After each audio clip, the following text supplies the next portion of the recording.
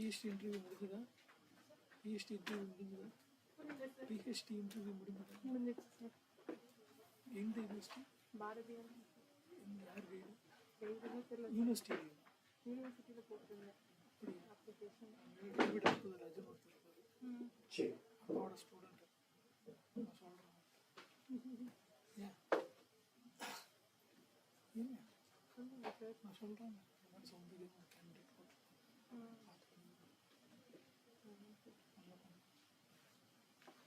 என்ன சொன்னாலும் செஞ்சிடும். பாவப்பட்ட சார் காலமே இப்போ ரெடி பண்ணுற டைம் இல்லை. இன்னைக்கு தொடாதீங்க தொடாதீங்க.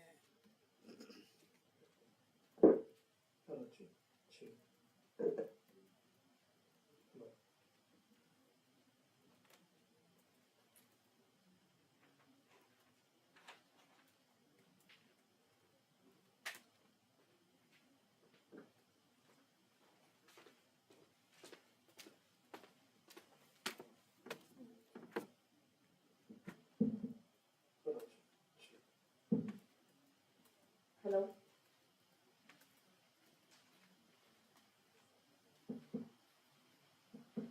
Hello. Hello. Volume okay sir. Hello. Hello. இது கம்மியா இருக்கு. அது ரொம்ப கம்மியா இருக்கு சார். அண்ணா இந்த மைக் மட்டும் கம்மியா இருக்கு.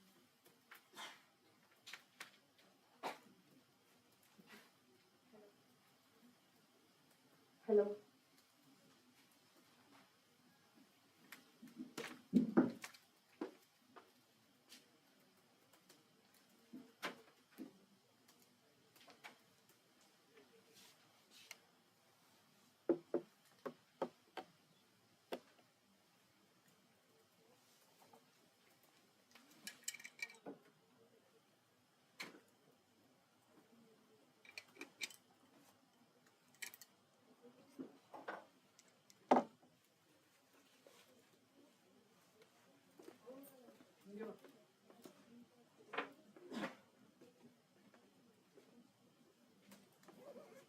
இருக்கு. பரவாயில்ல பரவாயில்ல. அடுத்த ஸ்டிக் மட்டும் அங்க வச்சிருக்கேன். இந்த டேபிள்லையா? அதில் அதை எடுத்துருங்க. ஒன்று இங்கே கொடுங்க. 2 பாட்டில் இங்கே வச்சிருவா? 2 வச்சு அக்கா எல்லாத்தையும் இங்கே கொடுத்துருங்கக்கா. அந்த கஷியிலேருந்து எல்லாமே இங்கே கொடுத்துருங்க. க்ரீன் மட்டும். Ma'am morning. கடவுள் நான் கூட்டுறவன் நான் ஏன் கூட்டுறேன்? மினரல் வாட்டர் சொல்லவே இல்லை. நான் போய் பாட்டில் கேட்குறேன். அவர் ஒரு அர்த்தம் எடுத்து அதுக்கு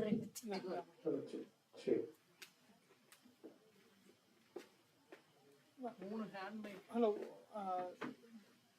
You can send it through WhatsApp.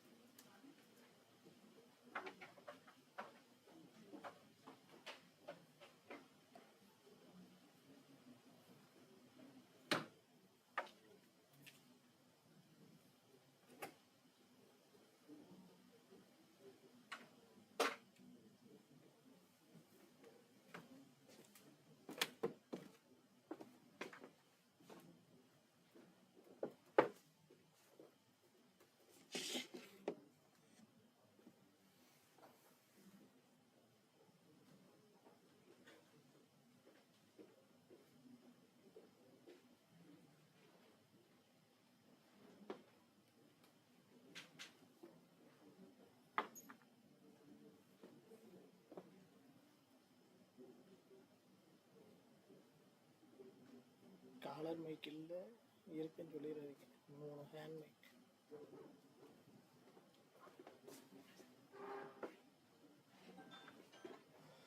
Pant பழைய பேண்ட்டு சட்டம் நல்லா தைச்சிருக்காங்க. இந்த சோக்கம் இங்கே தான் வந்து எனக்கு பிளேசர் தைச்சது. ஆமாம், சந்தீப் பீரியடில் பேண்ட்டு சூப்பராக தைச்சாங்க. இது சட்டை சால்வ் விட்டாங்க. இந்த தாட்டி எல்லாருமே ஆல்ட்ரேஷனா நல்லாவே இல்லை. பேண்ட் அங்கே அந்த சுருக்கமாக இருக்காது, மெட்டீரியலே ரொம்ப அந்த புடவைலாம் தெரிஞ்சா எப்படி இருக்கும். இது இருக்குல்ல, பேண்ட் இருக்குல்ல, இந்த பாக்கெட்டு, இந்த வந்து சுருங்கி இருக்கு. அந்த அயன் பாக்ஸ் வச்சு ஓவர் ஹீட்டில் தேய்ச்சா ஒரு மாதிரி ஆகும். எனக்கு அந்த லைன் ஃபுல்லாக அப்படி தான் இருந்தது. அதுக்கு ரேமண்டே பரவாயில்ல இருந்துச்சு. ட்ரஸ்டி கொடுக்க சொல்லிட்டாரா, இவங்க கிட்டேயே கொடுங்க, அதனால சோக்கோன்னு தெரியும். ஆப்பிள் டீல ஜீன்ஸ் பேண்ட்ல வரலாம்னு சொன்னா நல்லா சந்தோஷமா இருக்கு.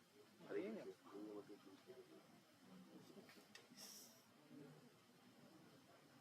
ஐயோ ஏன் மேடம், நானே எடுத்துக்கிறேன் மேடம். இதை போட சொல்கிறாங்களா? ஹையர் ரெசல்யூஷன் பிக்சர் கேட்டா இப்படி கொடுத்து வச்சுருக்கேன். நேற்று எடுத்தது. தேங்க்யூ.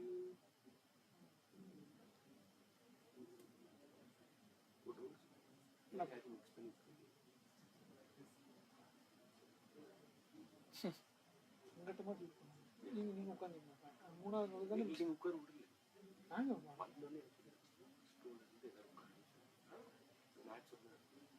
நல்லா இருக்கு.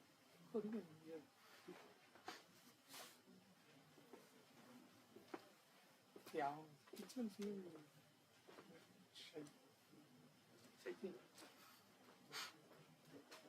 என் நிலைமை யோசிச்சு மெக்கானிக்கல் இன்ஜினியரிங் படித்தேன். வந்து நல்ல பசங்களா மஹிந்திரா போனேன். என் டிபார்ட்மெண்ட்டு அப்புறம் வந்து பேங்க் பாஸ் வந்து சொல்லிட்டு அது அடிக்கடிக்கே நடக்கும். பயங்கரமாக இருக்கும்.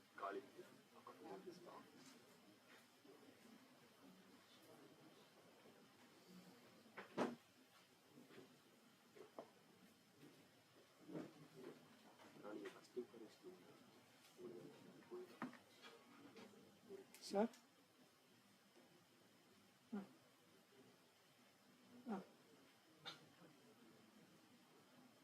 சரிங்க, ஓகே. சரிங்க, சரிங்க, சரிங்க.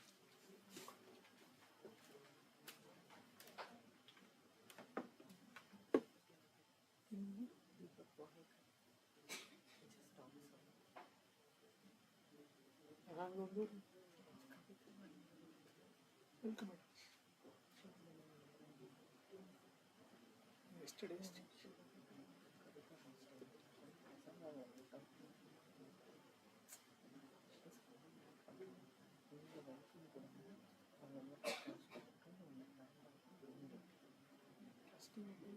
explaining non-part of our book. So we decided that அதுக்குதான் நான் சொன்னேன், 2 பேர் மட்டும்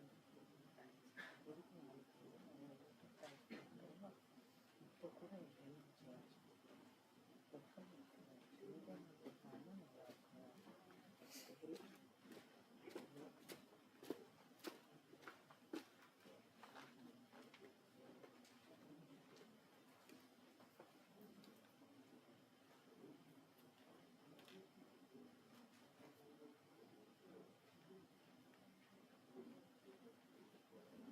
சரி.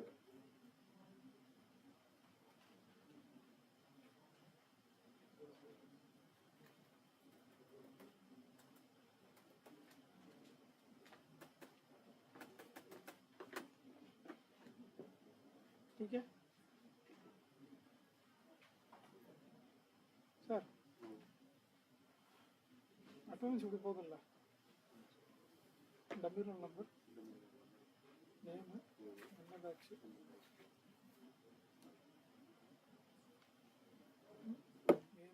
நேம் கண்டிப்பாக, ஃபோன் நம்பர் வாங்குறதா. Since some of them will have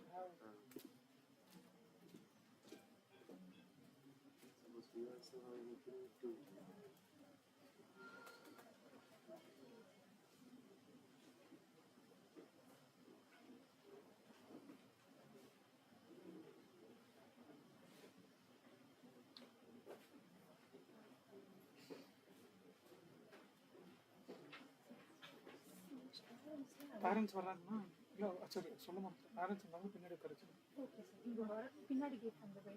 பின்னாடி டோர் வர வச்சு லாஸ்ட் டோர் வந்து ஃபில் பண்ணிப்பாங்க. Okay sir. அவங்க சிஎஸ்சி பெர்மிஷன். நான் பேசிக்கிறேண்ணா, ஓகே. நான் பேசிக்கிறேன்.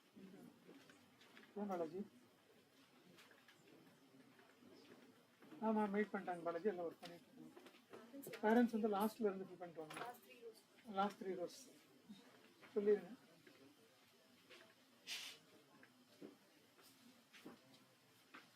Okay, phone number, roll number, name. So mentioned in your ID card. If it is not available, mention as name. Okay. Name, batch. Batch this much only, no, sir. Need to confirm. Oh, then QR code is there. Mention the QR code. So I think you can display this. Okay. You can take advantage.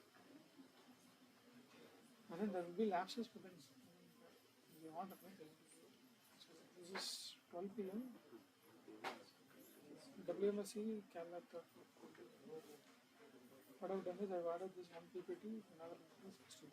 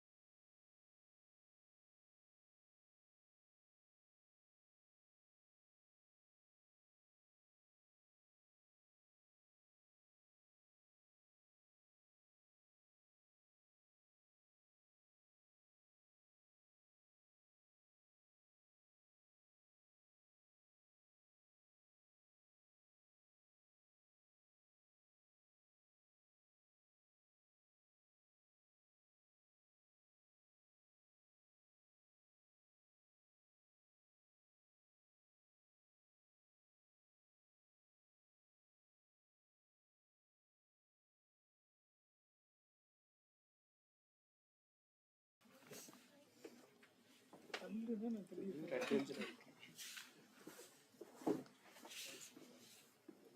நீங்கள் உட்காருங்க. English next last time இந்த bottles தான் இருக்கணும்னு சொன்னாங்க. ஆமாம் அதான் இருக்கு.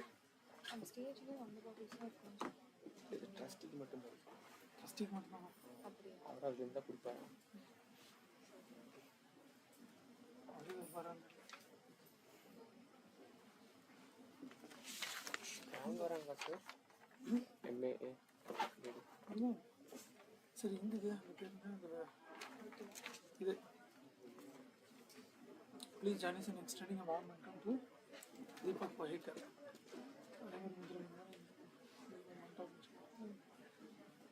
போன தடவை மாதிரி வந்துட்டார். இது படிக்க வரல. உட்காந்து கியூக்காக வெயிட் பண்ணுறாங்க.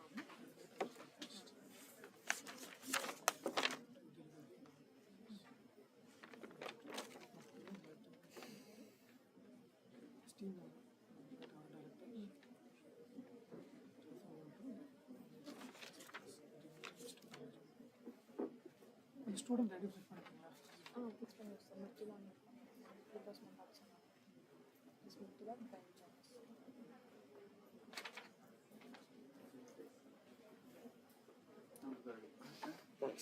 Sir your setting wrong exam. நேற்று உங்கள் பேர் இல்லையோ நான் டைப் பண்ணேன். இதில் ஸ்டூடெண்ட் ஹேண்ட் புக்கில் Dr. Ram Kumar was coordinating the student affairs.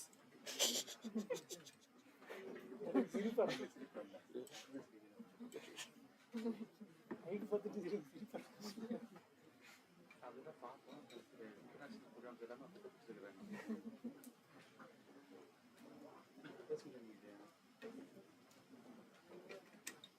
இதோட பிளேஸ்மெண்ட்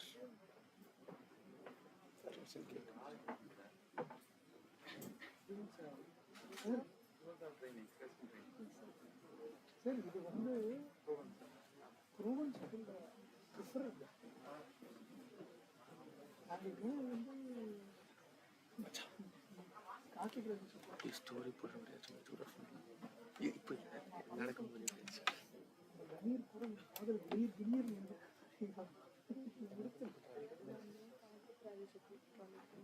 சார் ஆல்மோஸ்ட் அவ்வளோ சொல்லுங்கள்.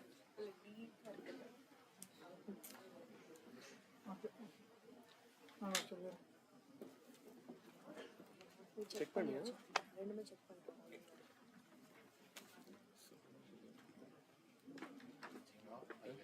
என்னதான் பிள்ளைங்க பையன் ஏதாச்சும் பொண்ணு வந்து அனுப்பிச்சி விட்ருக்கேன். இது கொஞ்சம் பொண்ணு லைட்டாக பேருக்கு ஓகே சார்.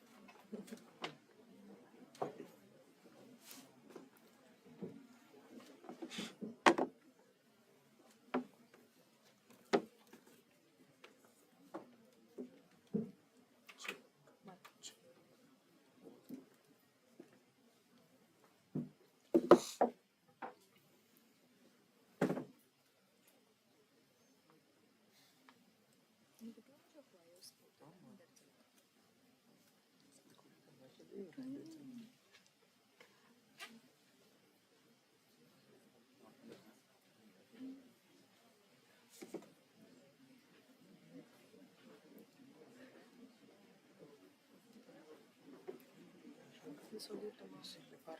ஆ இது அவங்க வர 9:30 ஆயிடுச்சுலாம். 30 சொல்லு. 2 minutes ஆயிடுச்சு. வாட்சில் Good morning, students.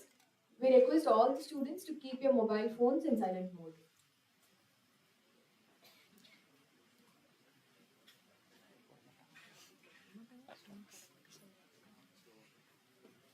ஃபாரின்னா கூட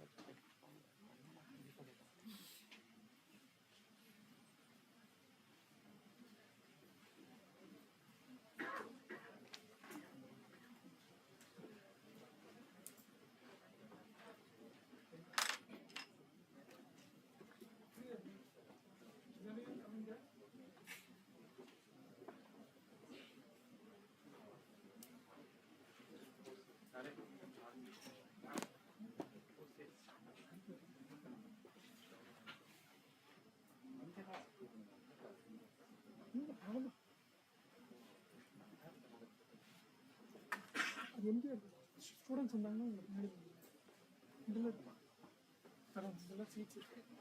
any boys coming as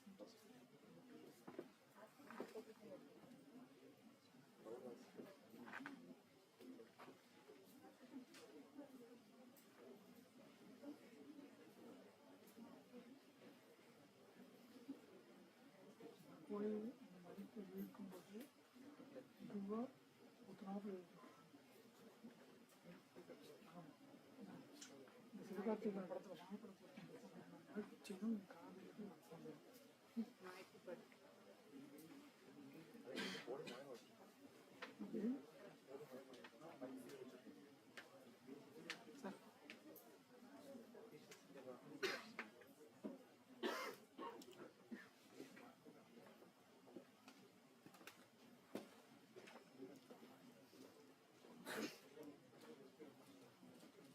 Suchitra உங்களுக்கு சீனியர் முன்னாடி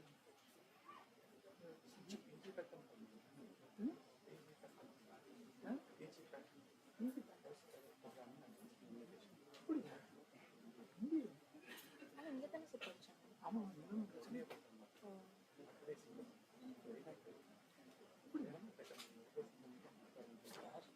சுசித்ரா சிங். சுச்சி லீட்ஸ் இப்போ தெரியுமா?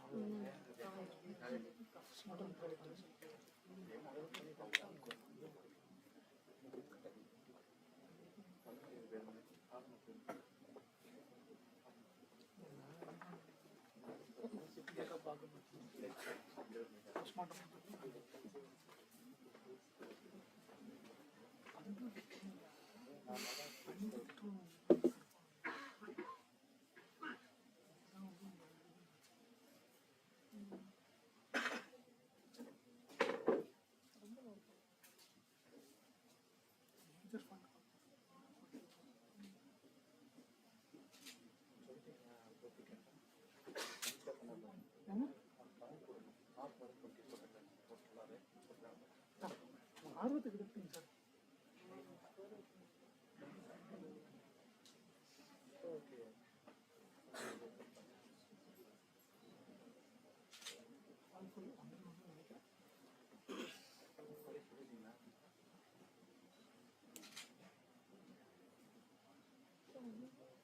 எல்லா ஸ்டூடெண்ட்ஸாக இருந்தாலும் ஃபேரண்ட்ஸும் நிறைய பேர் space B sufficient for 270. Almost ஃபுல்லாக இருக்குங்க சார். 180 IAS 40 and 270. சொல்லியாச்சு.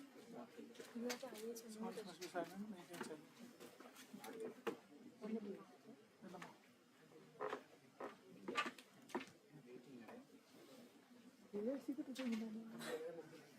Students, we request you to maintain silence and keep your mobile phones in switched off or to be in silent mode.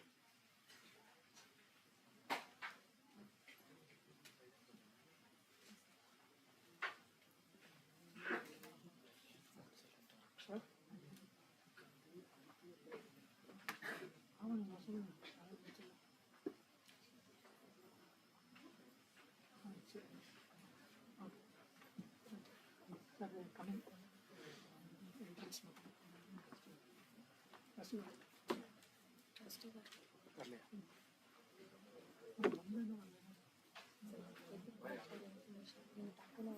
Sir இந்த போர்டு எடுக்கலாம் sir. இருக்கட்டும். Surprise entry கொடுத்தோம். ஃபிசிக்கலாக இல்லைன்னா நம்ம தெருவில் இருக்கிறது என்னம்மா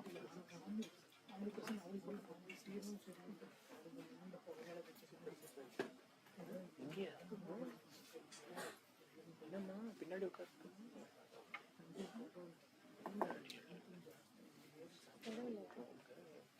இல்லை ஸ்டூடெண்ட்ஸ் கூட சொல்லாங்கன்னா அலுமே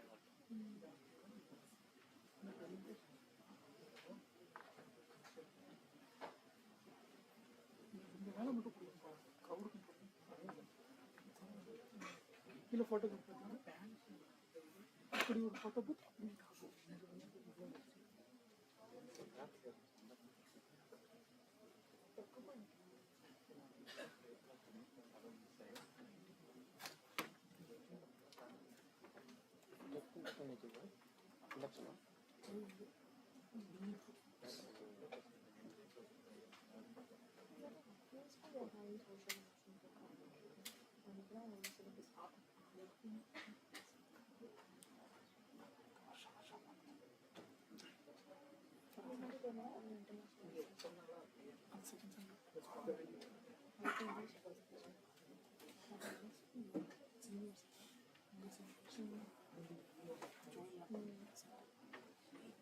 Marketing, finance, HR. The problem was in second semester they were doing this.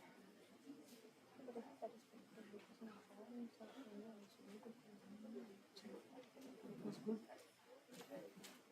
Sir.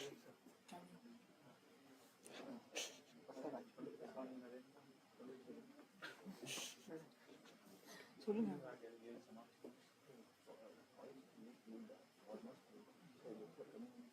Any students running center will be parents also will take care of it. Okay. இங்க மாத்தினா நல்லா இருக்கு. ஸ்டூடெண்ட்ஸ் யாரும் இருந்தாலும் நல்லா இருக்கு.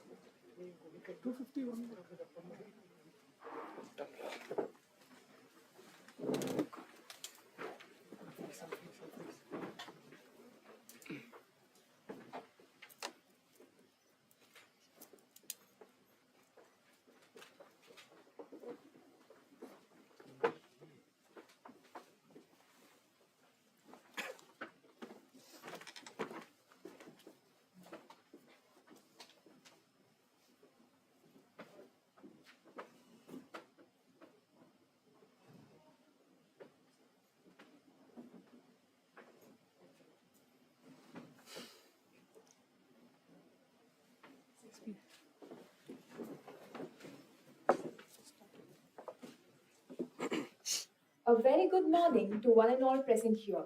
This is Shivani and Karthik Rajesh of final year MBA. On behalf of PSG Institute of Management, we are honored and privileged to welcome the honorable dignitaries, esteemed faculty members, distinguished guests, proud parents, and our dear freshers. We welcome you all to the inauguration ceremony of the batch 2025 to 2027. As you step into this new chapter, may you be inspired to learn, grow, and shine in every way possible. Welcome to the PSG IM family. A new chapter commences today as we extend a warm welcome to our incoming students. This marks the beginning of an exciting journey filled with intellectual growth, professional development, and boundless opportunities. We are thrilled to have such promising individuals join our community. Let us begin this occasion with a moment of reflection and gratitude. As the poet Rumi said, let the beauty we love be what we do. Let us seek the blessings of the Almighty. I now invite Ms. Ritika RP, final year MBA student, to render the prayer song. I kindly request everyone to please rise.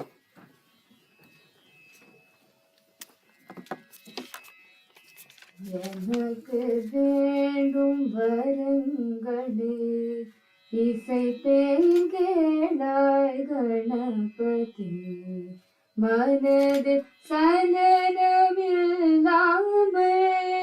மதியில் இருளே தோன்றாமல் நினைக்கும் பொழுது நின் மௌன நினைவதிடு நீ செயல் வேண்டும் கணக்கும் செல்வம் 100 வயது இவையும் தரனே கடவாயே எனக்கு வேண்டும் வரங்களே இசைத்தேன் கேளாய் Ganapathi.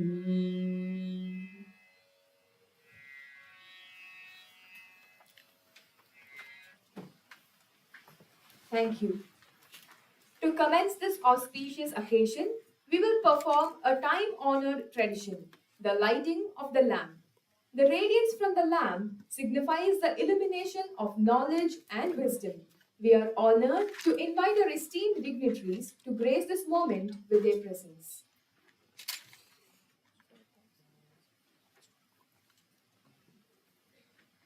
further embody the spirit of new beginnings, we invite a first year student, Ms. Mirtula, to kindly join us.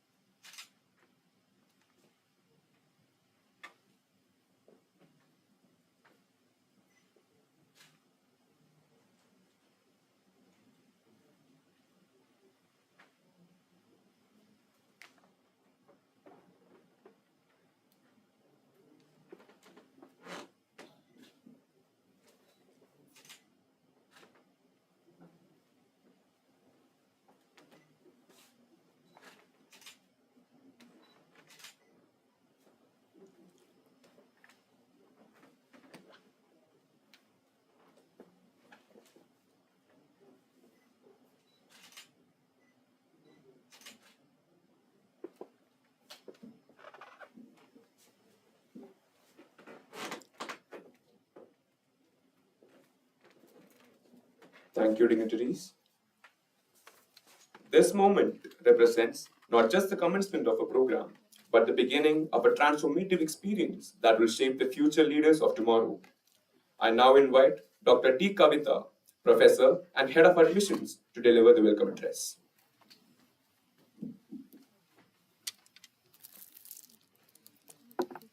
Good morning. A very warm welcome to all of you all present here. Our distinguished special guest, Mr. Deepak Ohekar, Executive Director, ZF, Dr. V. Srividya, Director, PhD Institute of Management, esteemed faculty colleagues, parents, and our newest cohort of students. Good morning and a very, very warm welcome to all of you all. It is with immense pleasure and a deep sense of honor that I welcome each of you for this significant occasion, the inauguration of the 2025 batch of MBA and the MBA in Waste Management and Social Entrepreneurship programs. This is a very, very momentous year for us. Today, we not only begin this new academic chapter, but also stand proudly in the centenary year of PSG and Sons Charities. This is also the 75th year of the PSG College of Technology, and you are joining an institution that has been at the cornerstone of management education for over 6 decades. So we have just celebrated the Diamond Jubilee of PSG Institute of Management last year, and we are very, very pleased to welcome you to join our legacy in our growth. To our incoming students, congratulations.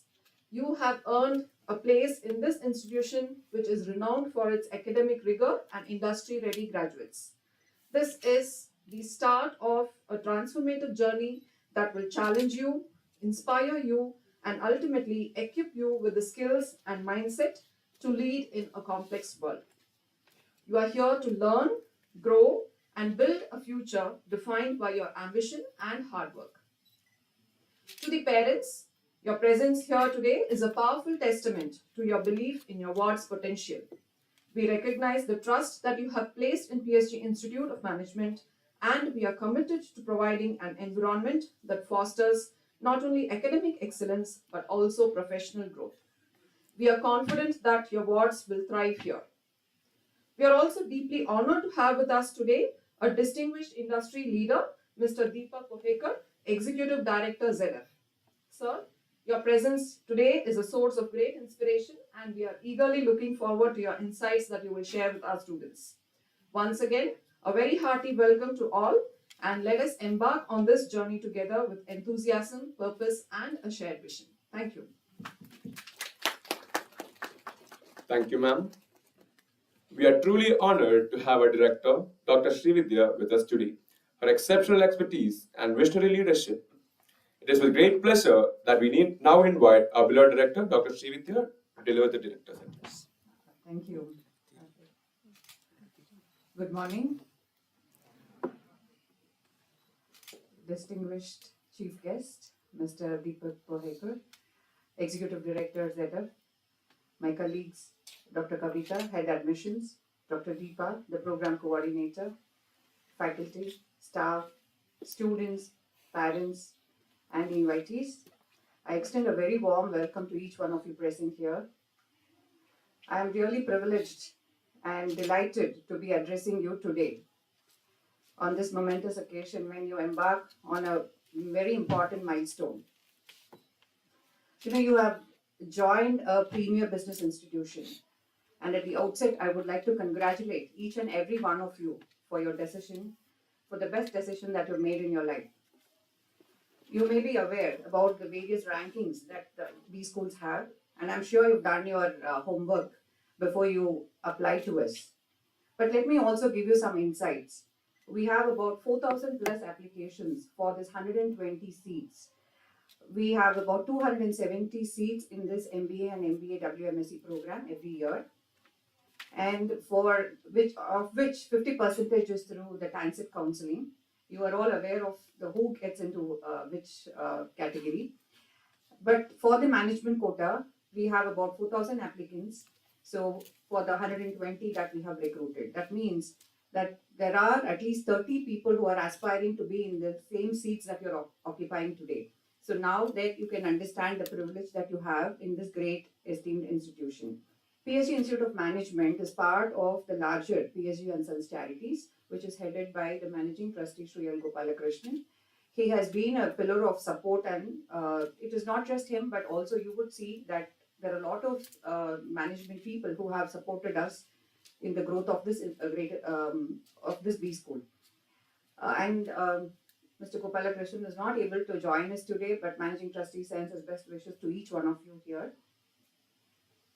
Now, PSG is celebrating the centennial year, and PSG Institute of Management just completed its Diamond Jubilee year. So you are the 61st batch of students entering this portal this year. Now, we are very delighted to have you here because, as I told you, you made a right choice of choosing this institution. It is not just because our enrollment ratios are much lesser to the applicants, but it is also because that we are well ranked, and PSGIM has been awarded multiple times in both national as well as in international forums for teaching learning outcomes, pedagogy, research, and also for being the most innovative B school, and also for entrepreneurship. So these are some of the credentials of PSG Institute of Management. But when you are here, it is not just what I'm talking about, but then you will be experiencing a lot of other things. B school education is not about just teaching or facilitating something, but it is also helping you to hone your skills. So we are here to hone your skills, give you a platform where you can hone your skills. We will facilitate this, and when at the end of the 2 years, we can assure you, parents also, the students and parents, that you will be competent managers and entrepreneurs, because the entire curriculum is set in such a way. We engage with our stakeholders in multiple ways. We have about 500 plus industry partnerships and collaborations. So with these collaborations, we offer training programs, consultings, and also the industry also benefits by offering summer placements and also for recruitment. We have about 20 plus active international collaborations. So we learn through best practices by observing it, auditing, and also inviting people to be part of this forum. We have a very strong alumni network, and the alumni base is about 30,000 plus alumni are there across the globe, and of which at least 1/3 of them are very active. So they give back to the institutions in multiple ways by knowledge sharing, sponsoring, or just being active with multiple other activities that our institution is doing. So through all of these engagements, it is possible that we are using them for improving our curriculum. Our curriculum is one of the best in the country. You may be aware that in the private space we are definitely within the first 30, and across India you have seen that multiple rankings are there, and the NIRF ranking is about 80, but I'm sure that we're going to go up. Of which 80, there are about 21 IIMs and publicly funded universities giving that space. We are definitely one of the best in the private space across the country. And in the region, we are the best. But then how did we reach here? It is because of our engagement with our multiple stakeholders, which you are now an integral part. Now, when I say that we are collaborating with industry, with alumni, with students, and we are also blessed with 40 plus faculty now, that and across the years we've had multiple types of faculty with industry experience, professors of practice, people well accomplished from with fully qualified, professionally qualified faculty with us, and how are we using or tapping all of these resources is that that they are all, we take feedbacks from each of them and they're all used to upgrade our curriculum. Our curriculum is so current that we are able to incorporate whatever the industry needs immediately. Because we are an autonomous institution, our curriculum gets revised once in 3 years. But then we are so current that every time there is a feedback, we are able to introduce some topics or even full-fledged courses or one-credit courses or value-added courses. So that's how current we are. So some of the things like AI for managers, digital twin, fintech, these are some of the courses which have been introduced in the last year, which I think is all thanks to all our network who are supporting us to build this, and our system also fosters this kind of a growth. So when for the parents who have trusted us with your wards, I want to assure you that definitely PSGIM will facilitate the growth that you are aspiring for your children. We don't believe just in classroom teaching. So there are a lot of other things. As I'm mentioning to you about the changes in the curriculum, curriculum is not just by lectures and seminars. Curriculum is brought to you through various pedagogies. We have experiential learning. We also believe in a holistic learning environment. When we're talking about holistic, it is not just enhancing your managerial or enhancing your skills or knowledge, but then it is also about developing you as human beings, as socially responsible managers. So we have multiple experiential activities like the social immersion program, where you are encouraged to take up societal problems and solve for it. You are attached to business institutions through the business immersion program, where you give some kind of small-time consulting guided by faculty. You are also, one good thing about this particular cohort is that you always have an opportunity to go abroad.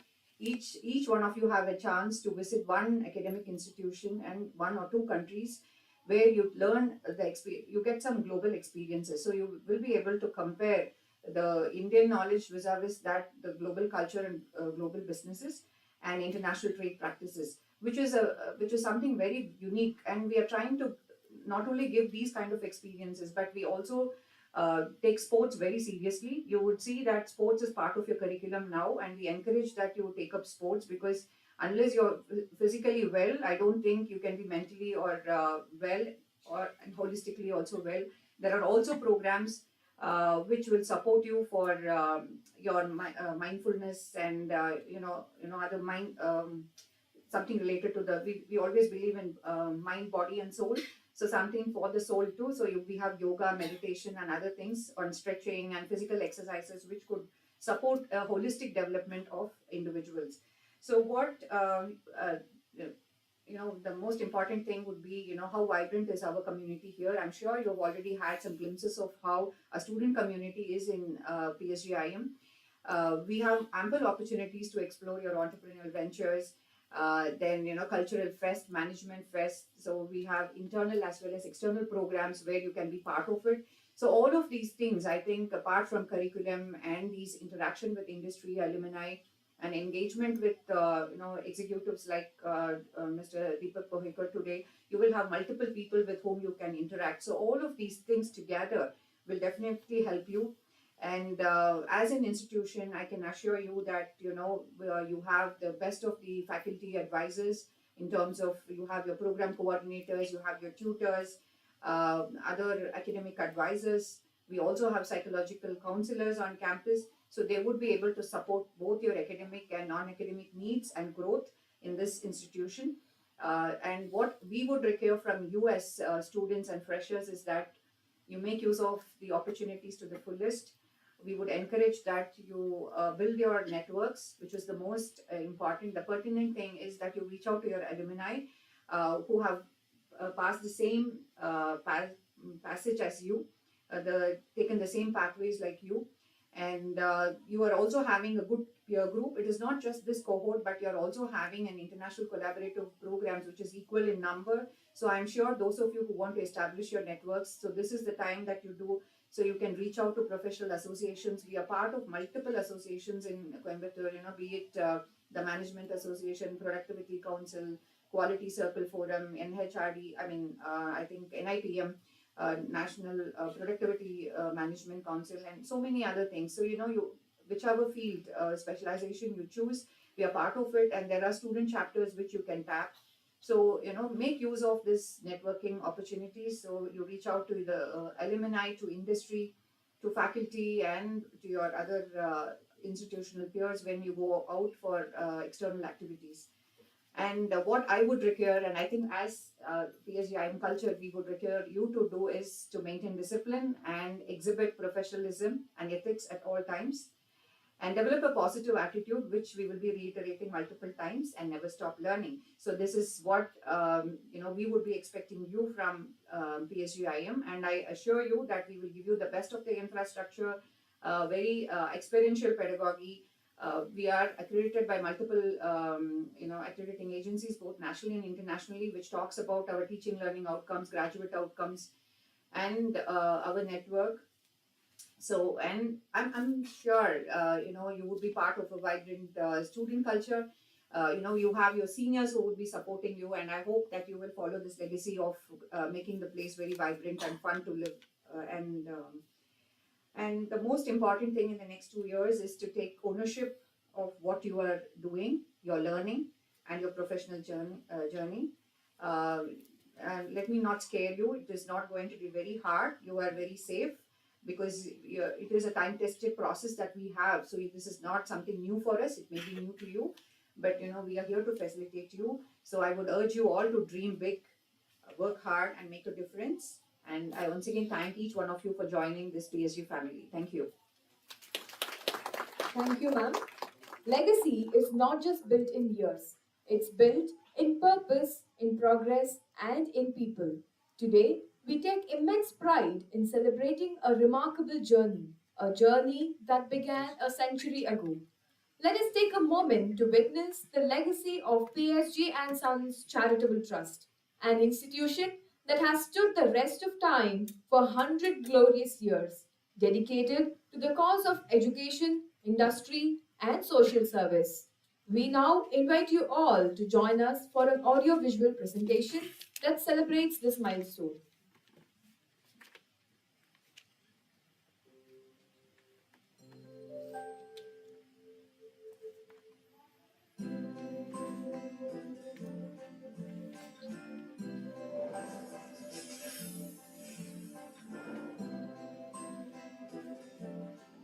For nearly a century, PSG and Sons Charities has been transforming lives through education, healthcare, and community service.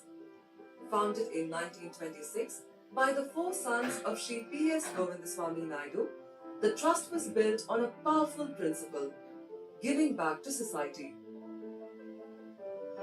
What began with the establishment of Sarvajana High School and PSG Industrial Institute in Pelamedu has grown into a legacy that spans generations.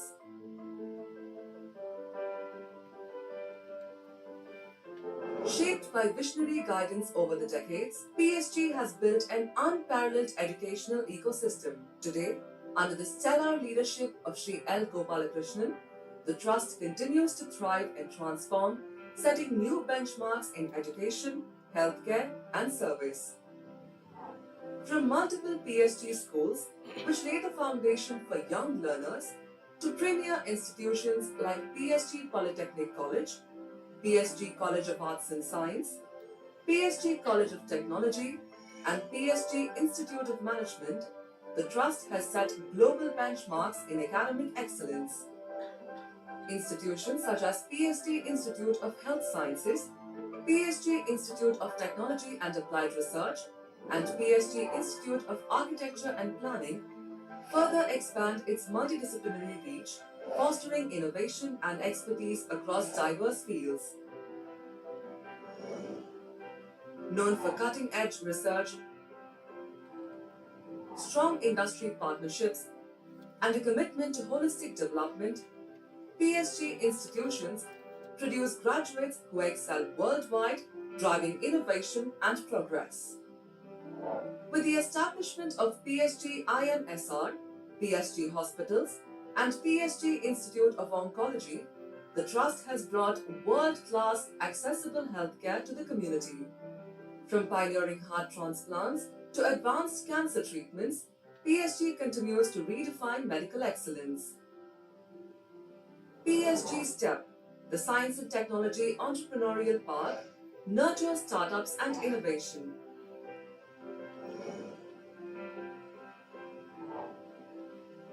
The PSG Institute of Advanced Studies drives breakthroughs in nanotechnology and biotechnology, while its credit transfer programs foster global collaborations with leading universities.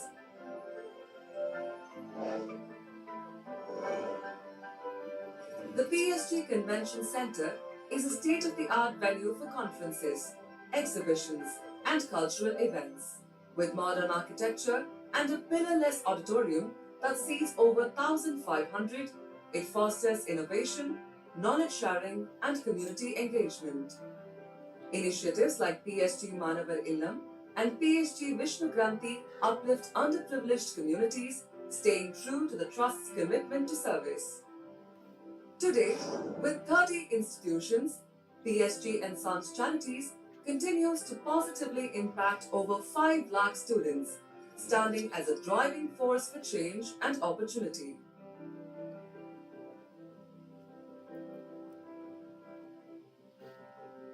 True to Sri P.S. Govindaswamy Naidu's vision, let there be charity so that others can share my family's prosperity.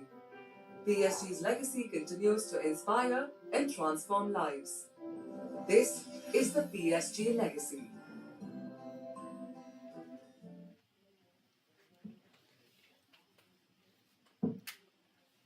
From this visionary foundation emerged one of its most esteemed institutions, a beacon of management education in South India, PSG Institute of Management. As management education at PSG completes 60 successful years in shaping leaders and innovators, we now invite you to continue this journey with us through the next AV, showcasing PSGIM's path of excellence and impact. Management education at PSG has been a journey of innovation, excellence, and leadership spanning 6 decades. In 1964, PSG was the first educational institution in India to offer a management program, laying the foundation for what would become a journey of excellence. This vision was spearheaded by Dr. G.R. Damodaran, the first principal of PSG College of Technology. In 1971, the Department of Management Sciences introduced the Master of Management Studies, which later evolved into the MBA program. This was a significant milestone and laid the foundation for a comprehensive management curriculum that would set the standards for future programs. Understanding the needs of working professionals, PSG launched the part-time management program in 1973, offering flexible learning opportunities to those balancing careers and education. By 1975, the MBA program was firmly established. The institute's reputation continued to grow, attracting students from across the country. The year 1994 marked a metamorphosis for management education at PSG. Under the futuristic vision of the then managing trustee, Sri G.R. Karthikeyan, the Department of Management Sciences was transformed into PSG Institute of Management to be a center of excellence in management education and industry support. In 1997, PSG signed a landmark Memorandum of Understanding with the University of Toledo, strengthening its global connections and broadening the horizons for its students. In the same year, PSG-IM also signed an MOU with Indian Institute of Foreign Trade to offer their master's program in international business. The turn of the millennium saw PSG-IM upgrading and modernizing its facilities under the visionary leadership of the then managing trustee Sri V. Rajan. In the year 2006, under the support and guidance of Managing Trustee Sri G. Rangaswamy, PSG began offering international management programs in collaboration with the University of Toledo. The institute saw steady progress and expanded its global presence under the stewardship of Sri L. Gopalakrishnan. The following years were marked by continuous improvement in curriculum, pedagogy, infrastructure, and technology, ensuring that PSG-IM remained at the forefront. In 2010, PSG-IM became the first B school in India to receive the prestigious accreditation from the Accreditation Council for Business Schools and Programs, affirming the institute's commitment to excellence on a global scale. In 2011, PSG-IM continued to innovate with the launch of the AICTE-approved Postgraduate Diploma in Management program, reflecting the institute's dedication to providing diverse and industry-relevant education. Moving forward, PSG launched collaborative programs with Leeds Beckett University, Northern Kentucky University, and Illinois Institute of Technology. In 2020, keeping in line with the mission of the founders of this esteemed institution, PSG-IM was among the first in the country to launch an MBA program in waste management and social entrepreneurship to foster sustainable and green environmental goals. From its inception in 1964 to the present day, PSG Institute of Management, 6 decades of dreams ignited, ambitions realized, where inspiration takes flight.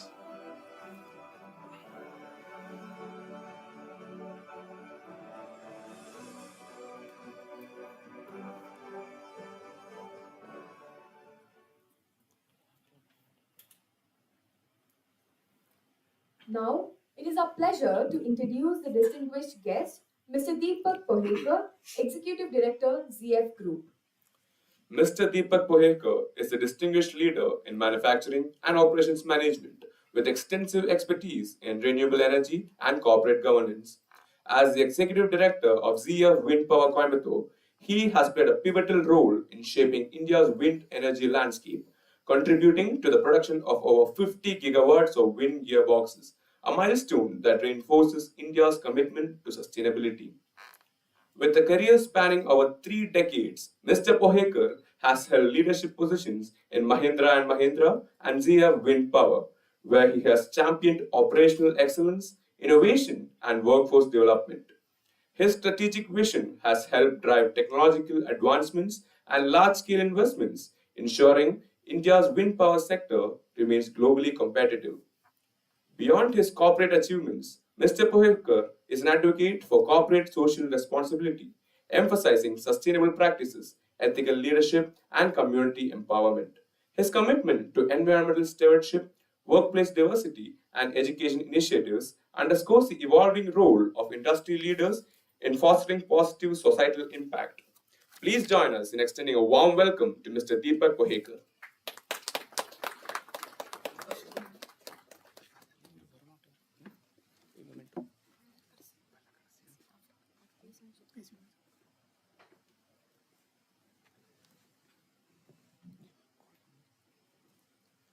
I now invite our chief guest, Mr. Deepak Pohekar, Executive Director, ZF Group, to deliver the inaugural address.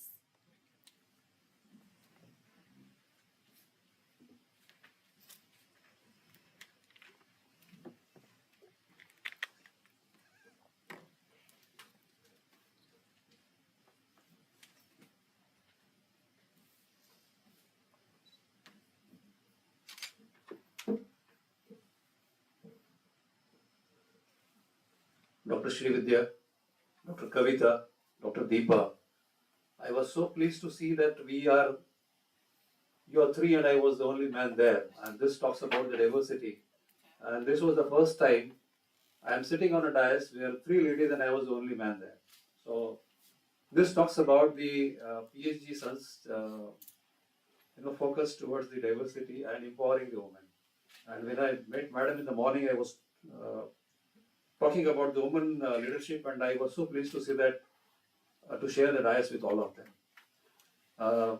Faculty members, professors, dear students, It's really a pleasure to be part of this today's event because it is going to be a very, very important day for all of you.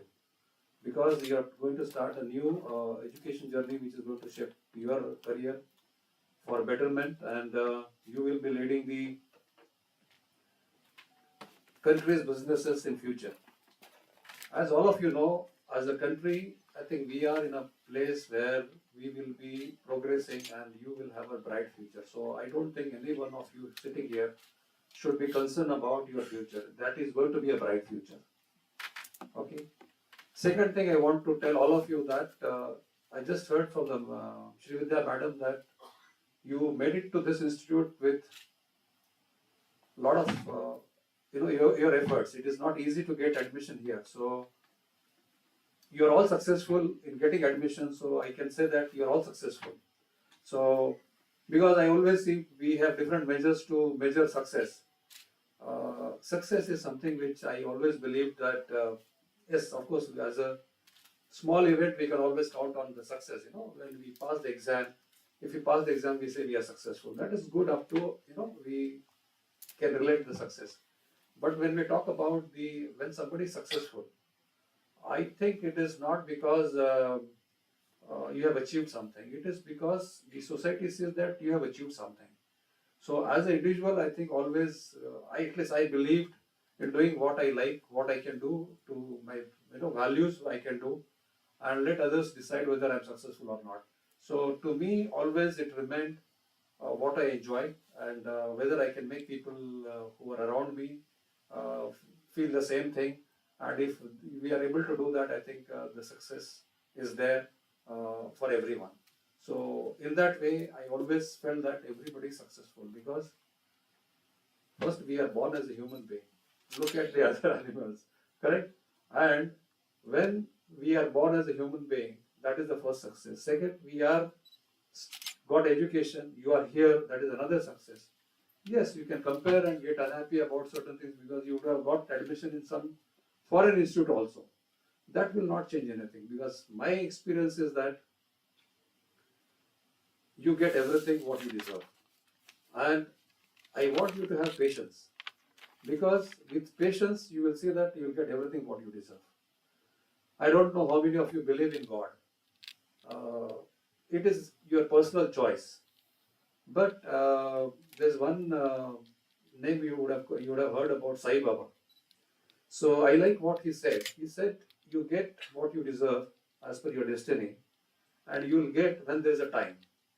So sometimes we want things early in life that they don't come, and the wisdom from such saints or such great people who has lived this planet before us, and if they have given, I think that is something which we should take as advice to us. And one thing I also felt through my career is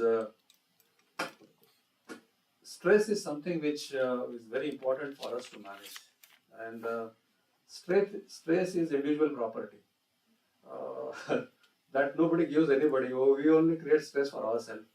So you need some system to really come out of the stress.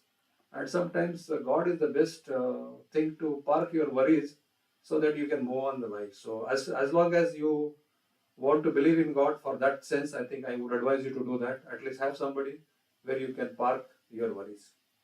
So before coming here, I was really not knowing what I should address you on your first day. So I thought it is very good to get an advice from an MBA student who has just recently joined us. And I asked that I'm going to address the first day of the MBA student in PhD Institute of Management. What should I speak? And she said, you can tell your story. So then I looked at, I said, everybody has a story. What is so unique about my story? Whether you like it or not, I don't know. But I thought I can walk through my life, professional life, and I can tell you there were some decision points because I always believe we are what we are today is because of the choices we have made. Correct? There are certain things which are not in our hand. Where we born, where we will get a birth, who are our parents, that is not in our hand. What is the physics? That is what we get from our genes. But what you do beyond that is all in our hand. So we are the people today of our choices what we have made in past. And if you think we have not made the right choices, still there is a time to make choice and go beyond. Correct? So if you are today here because of what you have done in the past and what you want to achieve because you have to do it today. Okay? So I will just take you through my journey. I hope that will give you some lessons which I have learned. And since I am looking back, it is a fast forward. It is not that everything I will tell you, just what I feel is relevant at this stage of today's occasion. So let me confess that I was not a bright student at all throughout my education. Okay. So first years of my study, I enjoyed playing more than studying. So I became serious in the 10th standard, where everybody says that it is a very important year of your life and you must score something. And those days, 90% mark was not because today I think all of you would have got 90% mark. So with the 72% mark, I was happy with that, and I never scored 72% in any exam before. Till 9th, I never scored. So my father, who was a professor, he also, I think he used to see a bright student, so he would have thought that I am not a bright child in terms of the education, though I am his own child, but he was not very keen. He was only checking how I am studying, but he never forced me to excel in studies. Probably he thought I will understand and I will take care of my studies in future. So when I passed 10th exam, I got a little good score. There you feel successful. I said, yes, I could achieve something. And I was advised by my father to go for a science faculty. Otherwise, I had a dream. I wanted to become an artist. I wanted to go and join the drawing, commercial arts. As a young, you always you have a affection towards the uniform of the army and police. So I wanted to go to army. So I told my father I want to go to army. He says, no, you can go to army, but don't go at this stage. You study and go. I even did not know that there's an officer. You can go to NDA. Though he was a NDA, he was teaching to the NDA students. So he never believed that I can do NDA, and he did not offer me that. But he advised me to go to the science, and being a professor, I believe what his assessment was, because he is always with the students and he could assess what is good for me. So I opted to be in science, and then you have a choice to get mathematics and biology. So I opted for both, and I got score for both. So now I had a choice to go to the medical or engineering. And this was a very difficult choice. My parents wanted me to be a doctor because it is a very noble profession, and I wanted to become an engineer. So my father tried to put some influence to make me decide to go to the medical. I did not agree for this, so he just advised me. He said, I don't believe, but if you want, you can go to astrologer and check what is good for you. Because when you don't know anything, you can always, this is what we do in India. So I happened to meet one astrologer who was known to us in our native place. So I traveled to the place. I showed my horoscope, and he looked at the horoscope and he said, you have a success in machines and iron. I was so happy. I said, this is what I wanted, and he just told that you can. I was keen to become a mechanical engineer. So I was happy. I came back. I told my father, this is there. So my father gave up, and then I became an engineer. After that, I became engineer. I joined. I had a choice to join two companies. One was Bajaj, another was Garware. So I chose to join Garware because they were paying 300 rupees more stipend than Bajaj. Bajaj was 1500 and Garware was 1800. So I chose to join Garware, and that was a company which was making the video cassettes. I don't know how many of you are aware of that. That particular is gone because it has a short life. But I was always fascinated by the new technology, and I thought making scooter is an old technology, making video cassette is a new technology. So I joined the Garware video cassette.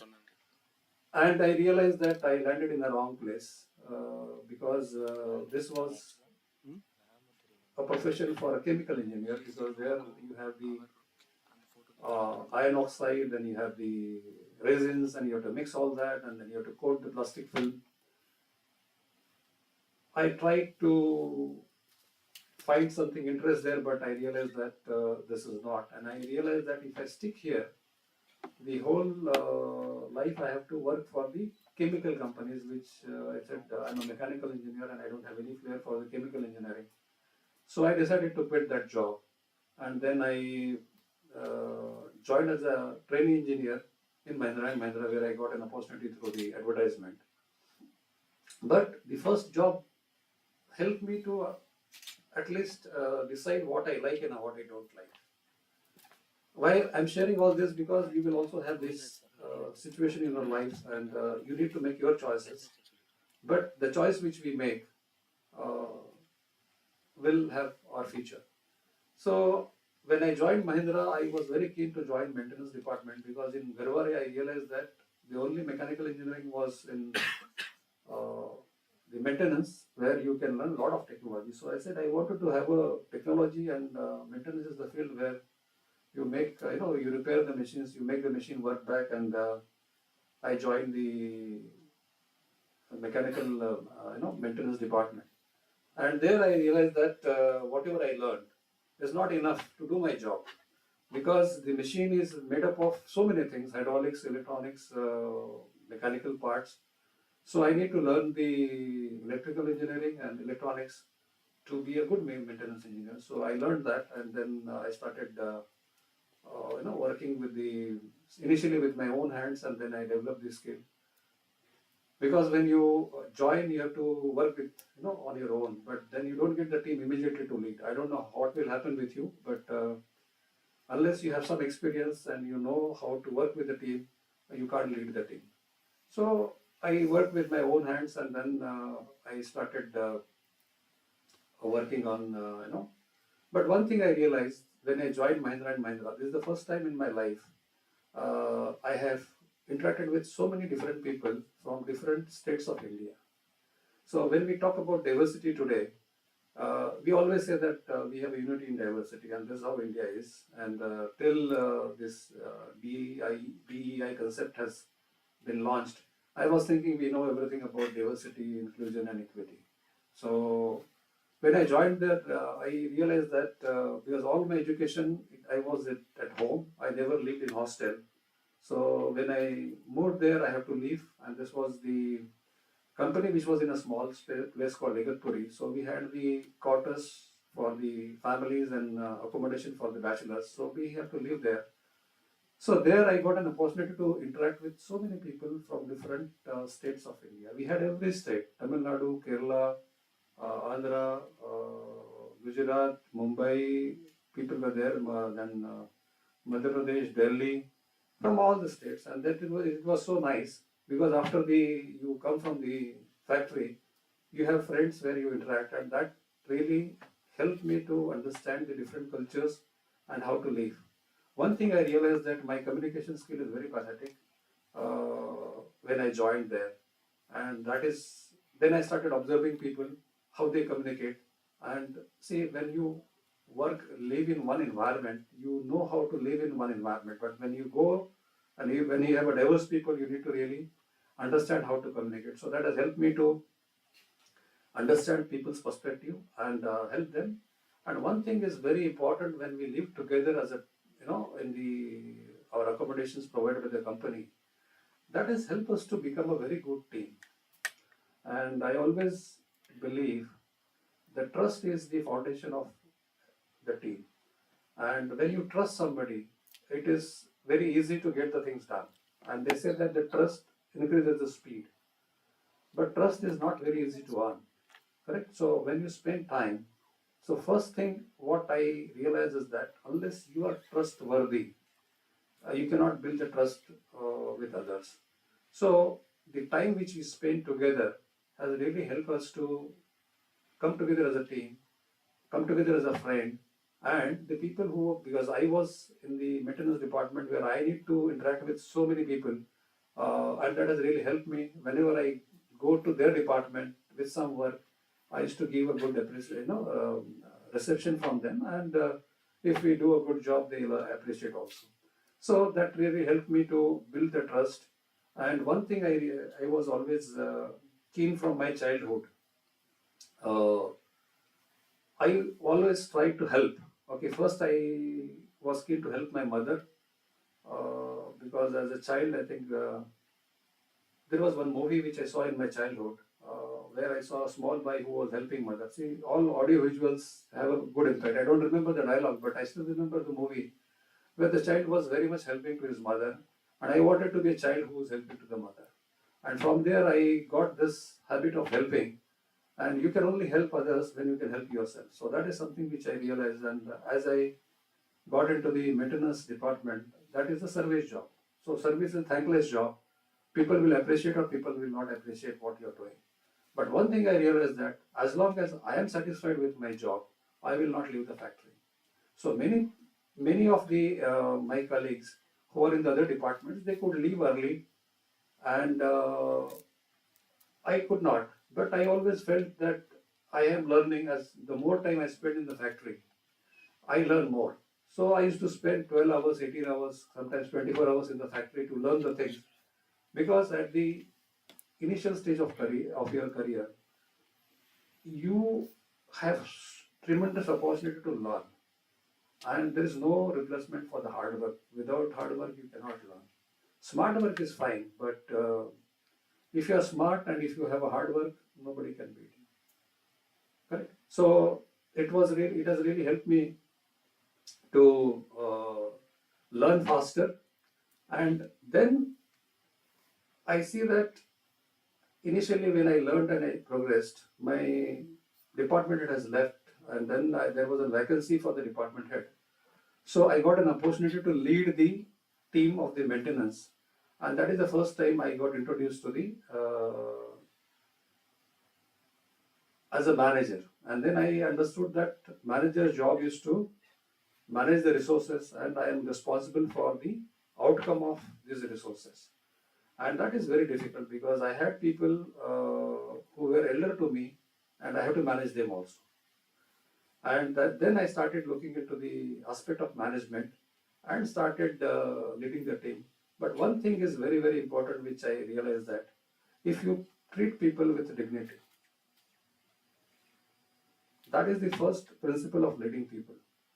Because if you don't have a respect for people, you cannot be a leader. This clarity I got when I joined here as a leader, because leader is someone who has a follower, correct? So in one of our training program, they put a picture here, one dog, puppy, and a child. And we were asked that if this child has to lead the puppy, he has to do something, correct? And if the puppy follows the child, then child is leading the puppy. So what is that child should do to make puppy follow him? Correct? So this was the question asked by us. And we realized that what we need to do then we said, yes, he has to go, he has to talk to him with a lot of care, offer him food, cuddle him, something we have to do to make him trust him, and then he will follow him. So this is something which has happened and I forgot also. Then I have a dog at home now. During the COVID time, my daughters insisted, and then we had a dog. Then I realized, and now I can tell confidently that I lead my dog, because dog can also lead you. So those who have the dog, they know what I'm saying. So what I saw is, unless you know how to understand the unsaid needs of the people, you cannot lead them. And dog isn't just an example. It is not that we have to tell people you are like a dog. It is something, my dog, he communicates everything with me, and I need to understand, because he can't speak my language, I don't speak his language. But still I need to understand his needs. And if I take care of these needs, my wife is not happy when my dog is following me, because she says, When you are not there, I take care of him, and he is not loyal to me, but he is very loyal to you. Okay? So what I'm trying to tell is, leading is when you make people follow you. And that can happen during your college life also. If you make somebody agree to what you are saying, and if he follows you, you are leading him. And in today's world, the complexities are so increasing, so we cannot say there is no one leadership type it can help. And everybody is a leader. This is my belief. Only thing, you have to practice leadership. If you practice, you'll become a better leader. Otherwise, you lead. No? So as I said, if you make anybody follow you, you are a leader. Okay. But when in the business context, when you become a leader, it is little different but the basics is same. Okay. So when I started doing this, I realized that I need to work on my leadership, and I think you teach Peter Drucker, because that is the first management guru. And the good thing what I have done in my life is that, as I said, I was not a very studious person throughout. But whenever I had a problem, I went to the books. Whatever I learned, I applied. So whatever knowledge I have, it is all tested by application. So that has really helped me to understand whenever I read Peter Drucker, I used to practice, and that has really helped me to improve my leadership skill. So when I was in Mahindra & Mahindra, I was leading the maintenance team, and then I was asked to work on a project called process-centric enterprise. So why I'm telling you this, because that is something which was where I have learned the statistics. And I would urge all of you to look at some course, because when I studied, it was only face-to-face education is possible, because there were no videos. I joined when there were no computers in the industry. Computers were there only for the payroll processing, because computers are there from 1960s, but personal computers were not there. So, what I was telling,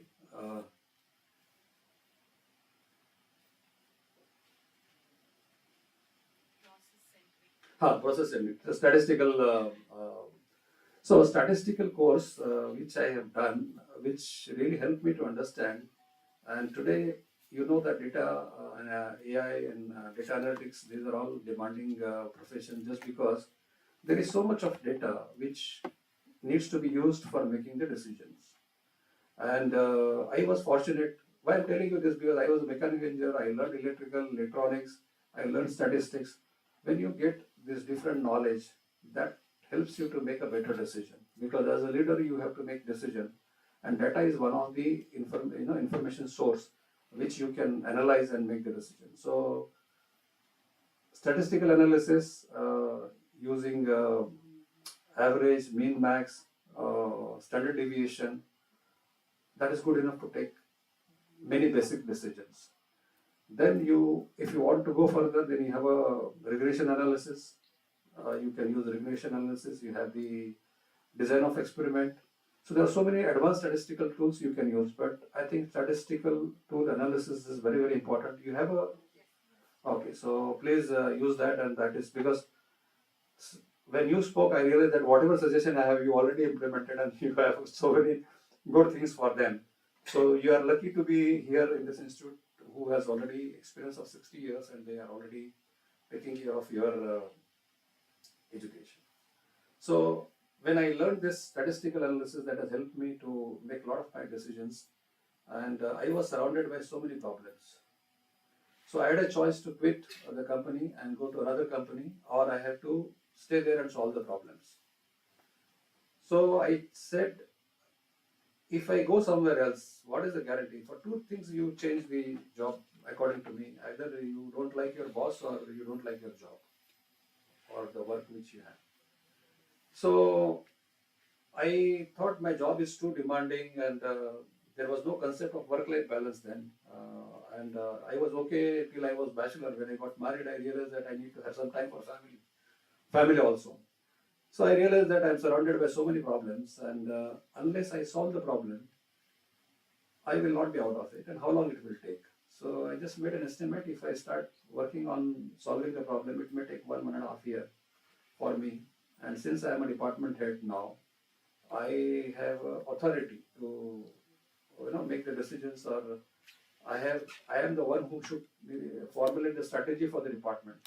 So I chose to work on the problem and solve the problem. So I did a lot of re-engineering to the chronic problems. I used statistics to identify problem, and I could really come out of the problem, and that the reliability of the machines have improved, and the firefighting has reduced. So I was quite happy that in 1.5 years I could do this, and I used all basic common sense, not much technical engineering knowledge, because when you are a manager, you have technical people to work for you, but you need to see that you make decisions and you bring the strategy.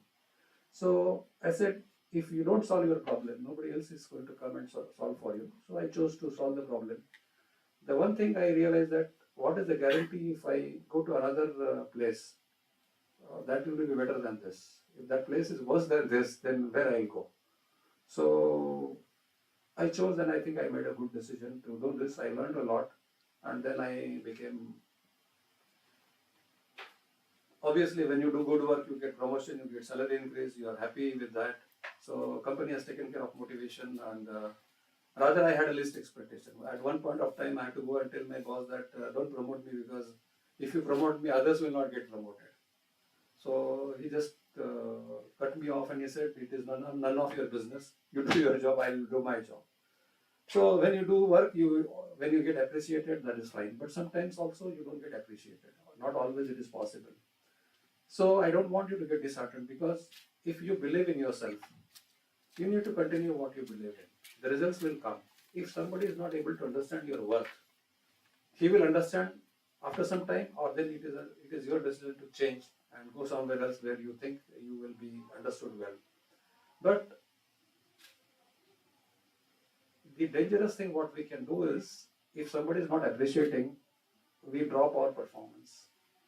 That is something which I learned at the very early stage of my life, when I was not promoted initially, because everybody said you are going to get a promotion. After 1 year I worked there and I was expecting a promotion.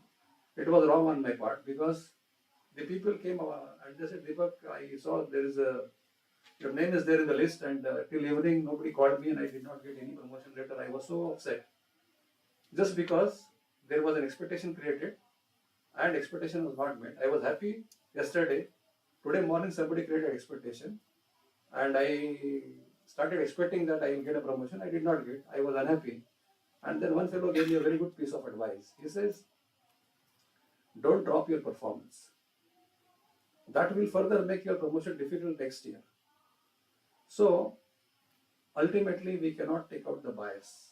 Whenever we work, there are some people who will assess us, and they will have their own method to assess us, and that would not be in line with our expectation. Sometimes it will be a positive surprise also. But if it is not in line with our expectation, the best thing is to work more hard. So then, if you drop your performance, you get into a vicious circle where you will always feel that you deserve something and you don't get something. You deserve something, you don't get something.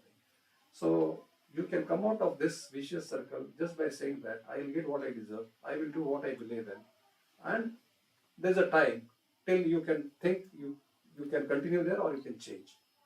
I have not changed many jobs just because I believe that I can do different things in the same job.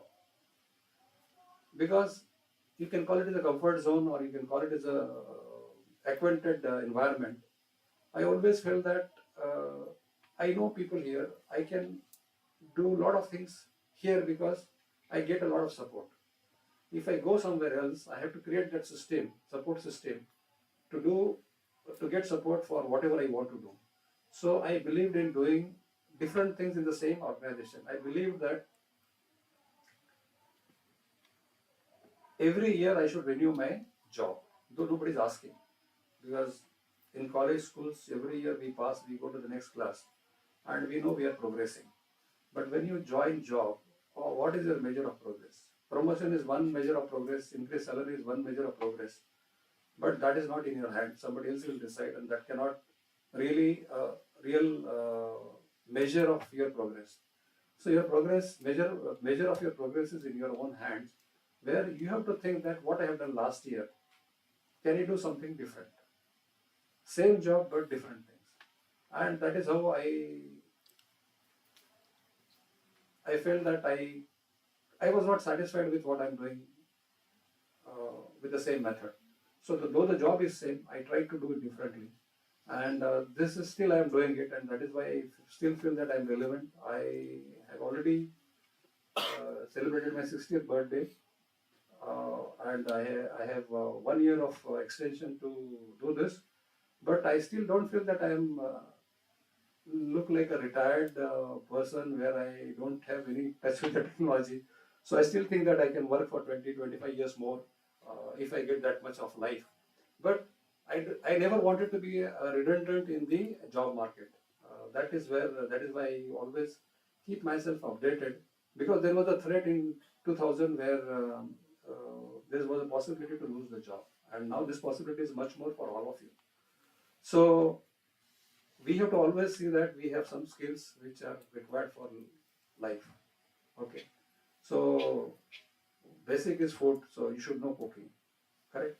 But in job, I always feel that if the worst time comes, I should be able to work with my own hands, and I should be able to repair the machine. That is what I have learned, and still I have that. I retain that skill, and I can repair the things, repair the machines if it is needed. Okay, so keep one skill which is required. So dropping performance is not an option. Always see that, because if you drop your performance, who is losing? You are losing your time. Nobody is concerned, correct? So don't drop your performance. Please see that if you can work with more rigor, that will make your path more easier. So when I was doing everything in Mahindra & Mahindra, that time Scorpio was launched. Now the Scorpio is the old model, or Mahindra has launched many new models, but that was the new model. In 2000 they launched Bolero. In 2002 Scorpio was launched, so I was responsible for making engines, and I was transferred from maintenance to engine assembly and testing in 2000, around 2001, where just Bolero was launched and Scorpio was under preparation. And when I was transferred to the assembly and test, that is where first time I really realized that I think when I was in maintenance I was more manager, maybe a small leadership you need to lead people. But when I came to the engine assembly and test, I have to lead 300 odd people. And I realized that I am their head of the department. Whatever mistakes they do, I am answerable.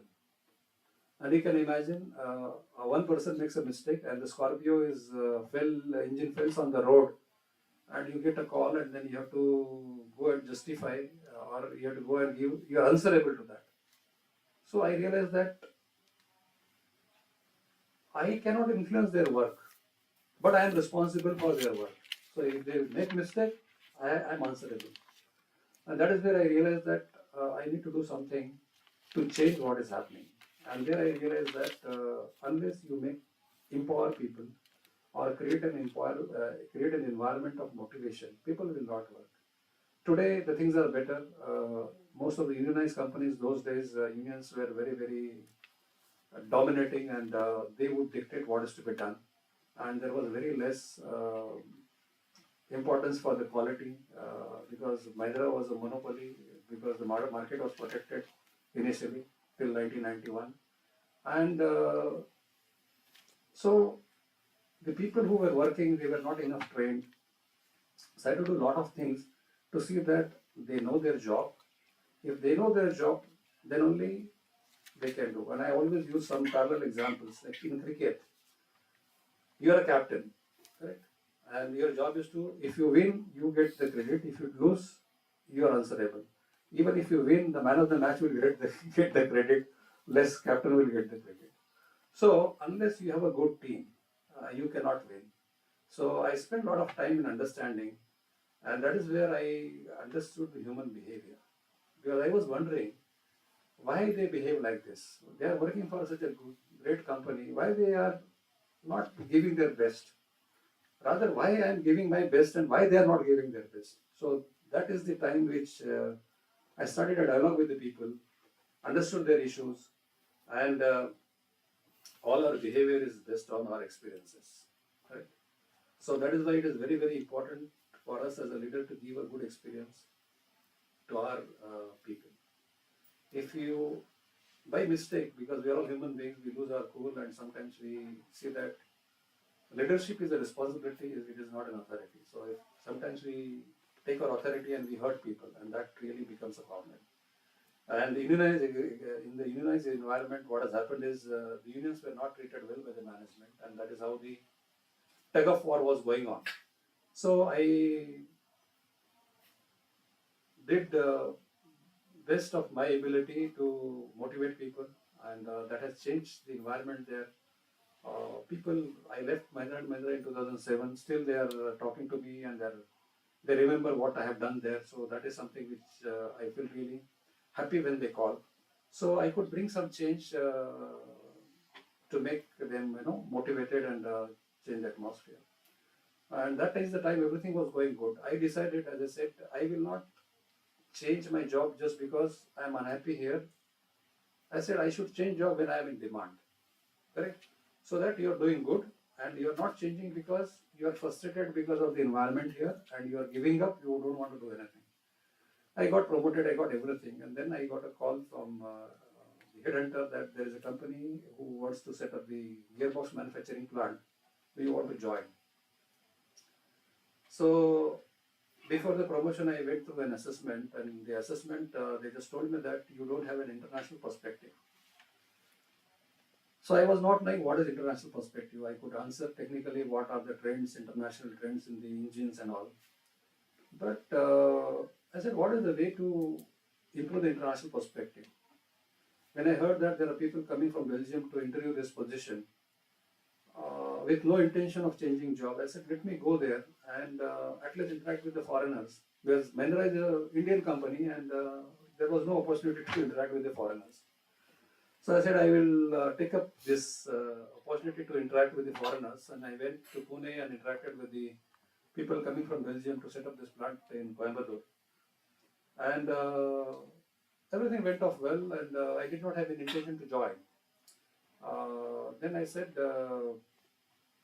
if I ask for a salary which is more, then they will not give me a job, and then I'll go. My purpose is done. I interacted with them. I understood. I asked in interview. They can ask you a question. You can also ask some questions. So I asked some questions to understand what is happening globally, why they are bringing a plant here. All those things I asked, and then I asked for a salary, which was, to me, I asked more salary, and they said, agreed for it. Then I realized that I should ask for more, correct? That doesn't happen.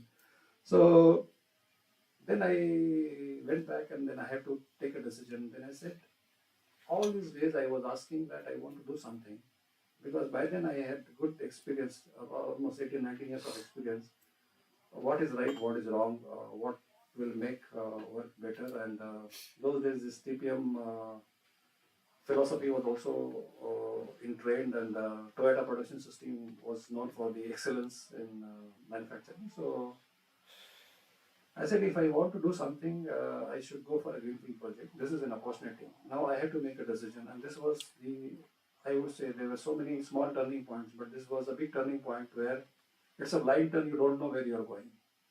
So I had to take a decision. So I checked with my wife. I said, this is the opportunity I have, and we have to go and work in Coimbatore. And I have to work 1 year in Belgium and then come to Coimbatore. So, and I told that I don't want to die or I don't want to retire where I have a lot of regrets that I had a lot of good ideas but I could not implement. And for that I have made a decision to change my job, which was well established. If I would have stayed there, I would have still done a good job, but probably I would have not been happy. I would have paid well, I would have got a very good promotion. Mahindra, good products, but probably I would have not been happy that I have some ideas which I wanted to implement, I could not implement. So I wanted a greenfield project. So I came here in 2007, first visit to Coimbatore, and visited the Karmatupatti site. which was a greenfield project. The first gearbox we delivered in 2008, and in the same PhD Convention Center, we celebrated our 50 gigawatt anniversary. 50 gigawatt is 50,000 megawatt. So 50 gigawatt, just to give you a right perspective, India's wind turbine installed capacity is 51 gigawatt today. And we completed 50 gigawatt in last August. So before India has completed 50 gigawatt wind turbine installation in 30 years of time, we have done, in 15 years, we have done 50 gigawatt. We invested around 1200 crores here, and by now we have invested another 800, so 2000 crore investment. It is a heavy investment plan, but world-class plan. And from the first gearbox to the 50 gigawatt, this is a very, very inspiring journey. And let me share something about this. So when I came with the intention that we should do something, whatever we have learned, we can implement here. So first thing I realized that people is the foundation of every business. And you take any department, sales, marketing, R&D, you have people, right? So I have come to a conclusion that manager has to manage the resources. But when it comes to people, you have to always lead them, because you cannot manage people. Manage people is a manipulation, that is not right. Correct? So what we have to do, we have to lead people. Either they'll agree and they'll come with you, or they'll disagree, you have to talk to them and go with them. There are only two ways, correct? Either you work, they follow you, or you follow them. There is no way. If there is no decision, maybe you can wait for 1 day, 2 days, but you have to again come to a situation where they follow you or you follow them. So we put a lot of thought process, and this plant was built with very unique philosophy. First, they recruited the all management team, and we were all with 15 to 20 years of experience, and all have come because we know what is right, what is wrong, with that kind of experience. And all of us were very motivated to see that we create something which is good. So we got the best infrastructure. What is our value addition is that we create a very good culture. And culture cannot be created overnight.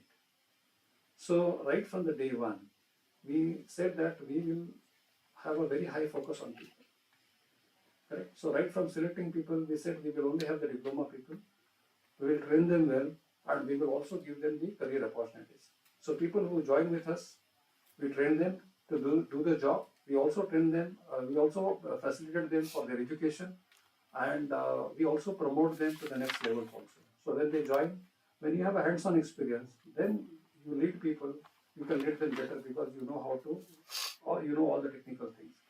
So we created a lot of, we focused on culture, and right from recruitment, development, performance management, and most importantly the reward and recognition. Because that is something which is very, very important. Unless you recognize, people will not feel good about their work. And recognition also comes with the reward. Whenever it is appropriate, you should reward them. So with all that, we have developed a team who is delivering their best. So whatever I was dreaming that we should have a motivated people, they should be empowered. So it took us almost 15 years to come to that stage. And today we have three plants like this in Europe, two in Europe and one in China. And this is the best performing plant in terms of all the parameters. Okay. Now, this is a very satisfying journey for me to set up this plant and come to this. But let me talk about what really made me happy and what gives me a joy. Business is an activity where you sell either product or services with the intention of profit. Correct? Profit is, without profit, the business will not survive. Correct? So, and what is profit? Profit is the selling price minus expenses. Correct? So, what is our job? Our job is to improve the profitability. Correct? So that the business survives. Now, when this is a mathematical equation, profit is equal to selling price minus expenses. So if you want to increase profit, you have two options. To increase the selling price, that is the job of marketing, sales and marketing people, correct? Or to reduce the expenses. What is the expenses? All operation expenses, material, people, administrative expenses. So all of you, my advice to all of you is to really understand that what is your role in making business profitable. Whatever activity you do, unless you know what you need to do to make your organization more profitable, you will not enjoy your job. The moment you know the connection of your work with the profitability, I think you will be able to enjoy your job more and more. Correct? So when we say we want to either work on the sales price or you want to work on the expenses, everywhere we have people and we have to deal with the people. And I have come across with people, they say that I am a very good performance, I want to do individually, I am not a team player, I don't want to. That doesn't happen because we are human beings, we are a social animal, we know how to do it. It is only we have to try and do it. So we cannot avoid the social interaction, we cannot avoid the teamwork because that is how everything works.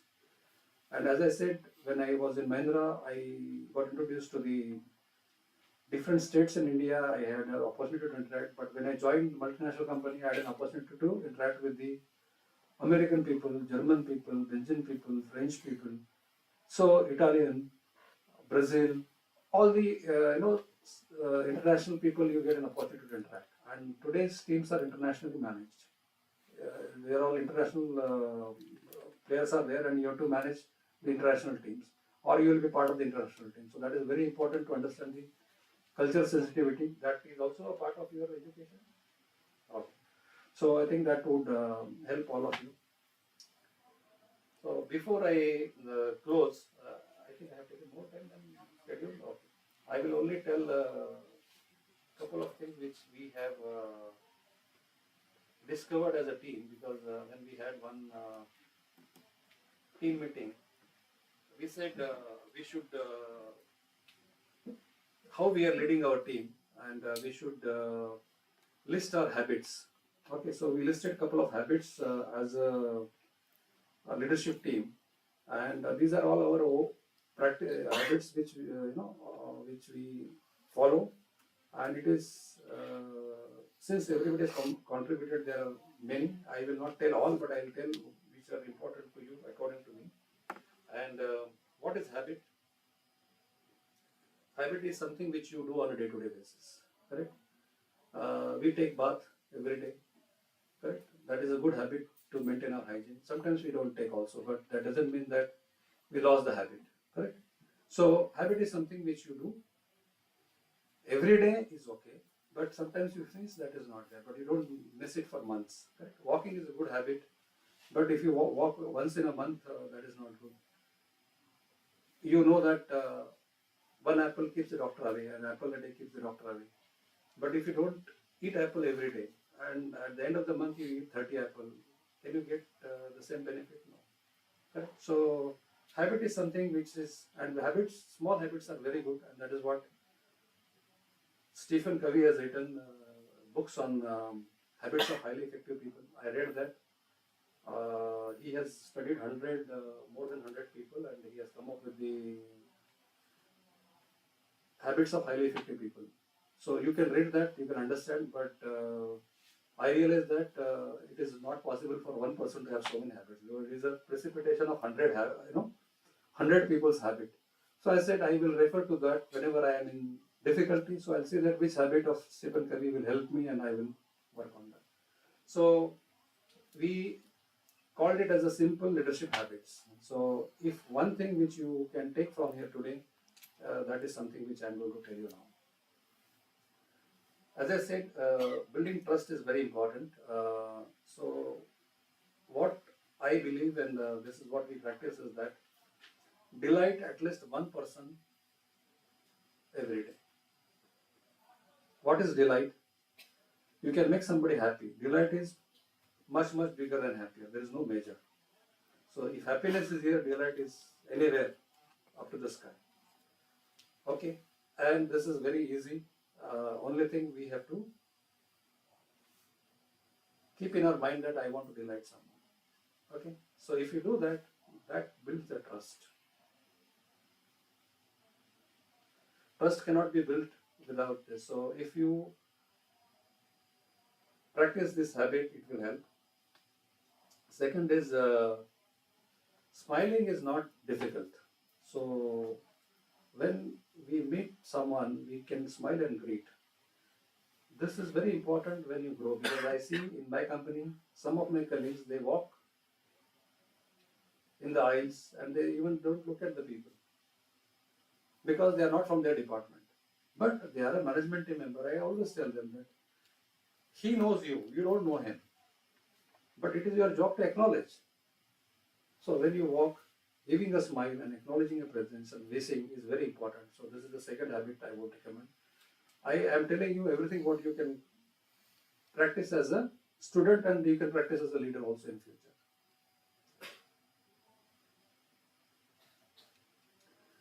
Appreciation is very important, and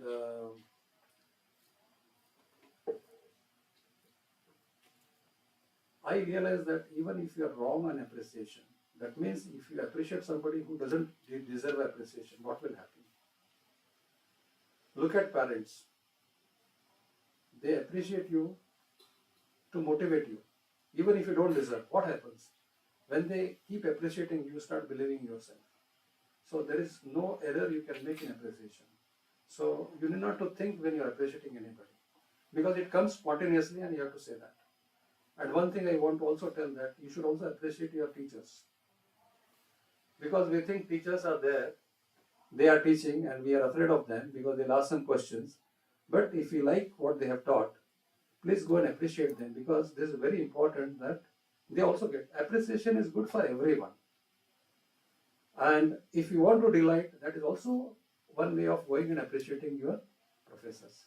So please practice that. Another thing, in the business environment, when you are in a meeting, what we advise is don't criticize people when everybody is there. This can be done in private. And one thing I learned that criticizing is different than the critic. Criticizing is a finding faults. Critic is giving a positive, giving a feedback which will help person to improve. If you don't like something, you can tell why you did not like or how it has affected you badly. If you tell that, the person, if he cares for your feeling, he will appreciate and he will avoid doing that. So if you don't like something, don't tell in public. Please find a place where you can talk one-to-one and you can do this, because this is very important as you grow in the corporate world. You may not find your bosses are doing this. So if you want, you can suggest, at least when you become a boss, you can follow this.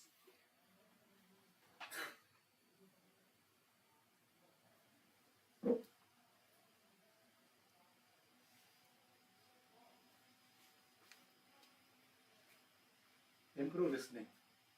Since I am here and I am talking, you are listening, but that is not listening. Listening is something when you have one-to-one interaction, where you show interest in something is said by a person. This is very, very important in every aspect of your student life as well as your career also. So what I see today is we have a brilliant people. And what kind of training we organize for them? Only the behavioral science. Because behavior is something which is not taught anywhere. And that is where we have most of the problem. And as we are seeing the new generations coming up, they are coming from relatively well-to-do families, single child mostly, no practice of sharing things, always attention seeker. So when you go in the teams, that is not possible. No? There will be so many people, so you may not get attention. So listening is very, very important skill when you do this. One thing is very important which we have added, sharing inspiring stories.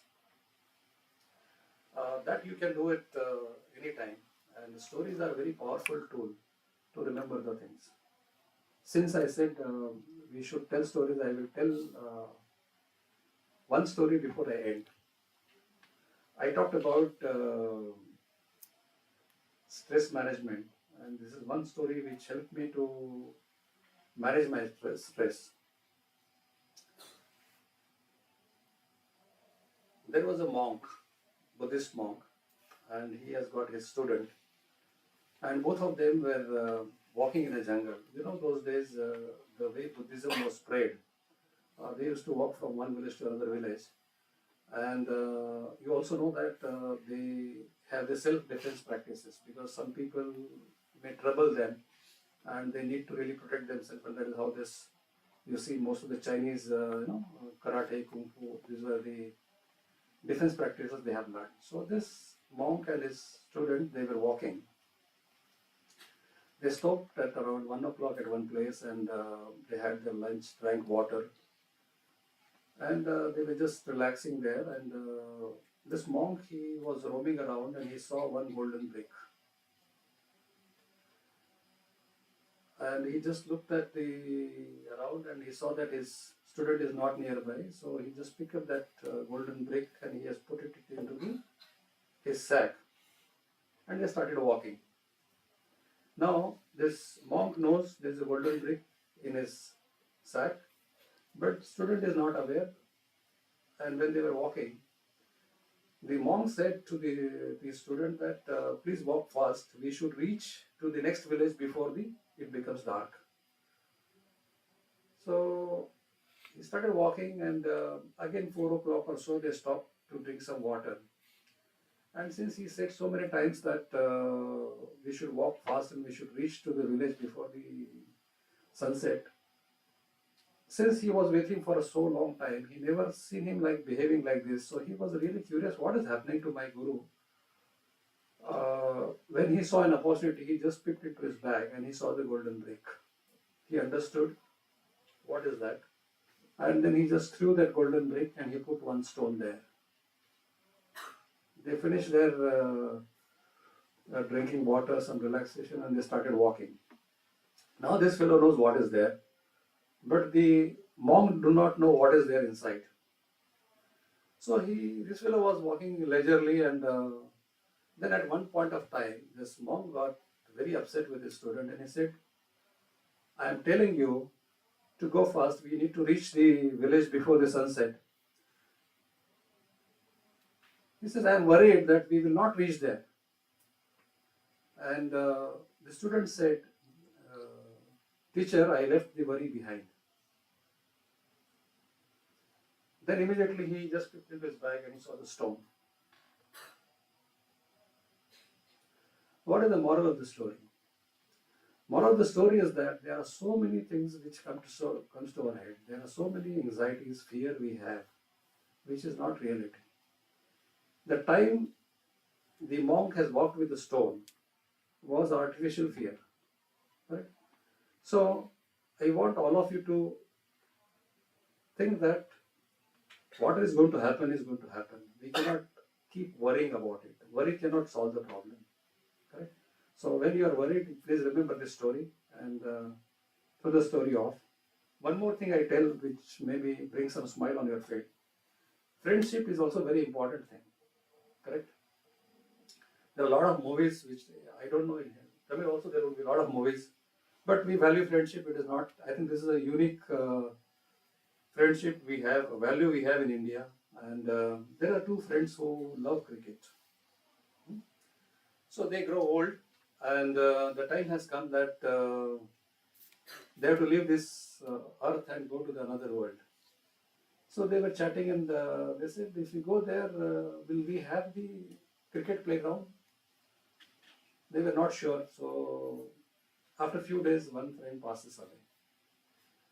And then this one fellow is here, and one day this fellow comes into his dream because he has to communicate. So he comes into his dream.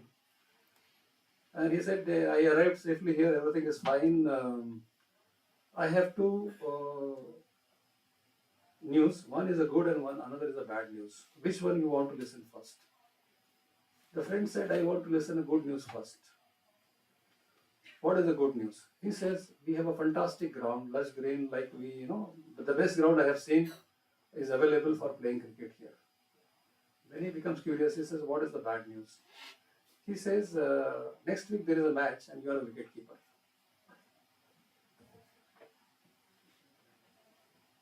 Understood or no? Okay, thank you.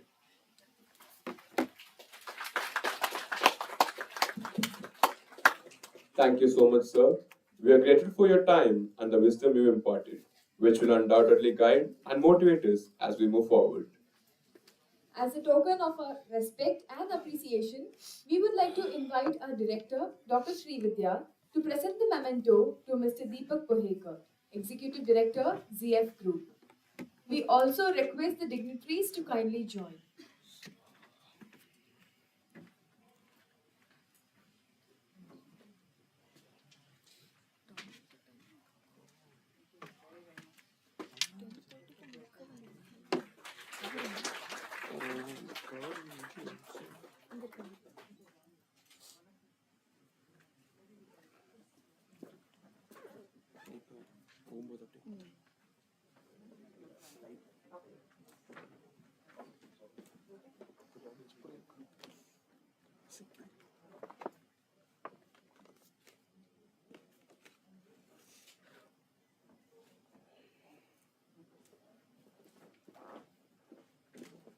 Thank you, dignitaries.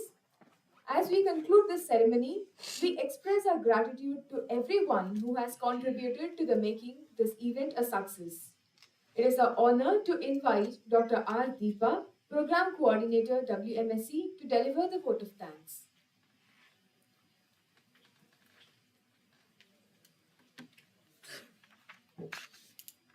Good morning. On behalf of PSG Institute of Management, I extend my sincere gratitude to our Managing Trustee, Sri L. Gopalakrishnan, for his unwavering support in all our endeavors. A special note of thanks to our Chief Guest, Mr. Deepak Pohekar, Executive, ZF Group, for gracing this occasion and accepting our invitation to address the students. By walking us through your life, you reiterated the impact of the choices we make on our life, and your insights on self-worth and leadership were also inspirational. Thank you, sir, also for sharing your successful habits with us. We truly value your time and presence today. Our director, Dr. Srividya, has been a driving force in our pursuit of excellence. Thank you, ma'am, for constantly encouraging innovation and for your relentless efforts to raise the bar in management education. A heartfelt thanks to the faculty team coordinating the week-long orientation program. I would also like to express my sincere gratitude to all our faculty members, the administrative officer and the support staff for their active involvement and contributions. To all the parents, thank you for placing your trust in us. To the students, thank you for choosing PSG Institute of Management as your partner in your educational journey. We are delighted to have you with us. We are also grateful to our alumni who have always stood by us and continue to support our initiatives. Our thanks to the press and media representatives for covering this event. On behalf of Team PSGIM, I wish all our students a fulfilling and enriching learning experience. Wishing everyone a wonderful day ahead. Thank you. Thank you, ma'am. Before we sign off, we would like to extend one special welcome once again to the batch of 2025-2027. We are incredibly excited to have you embark on this journey with us and look forward to witnessing your growth and achievements over the coming years. We kindly request everyone to remain seated until the dignitaries have exited the hall. Further announcements will be made shortly.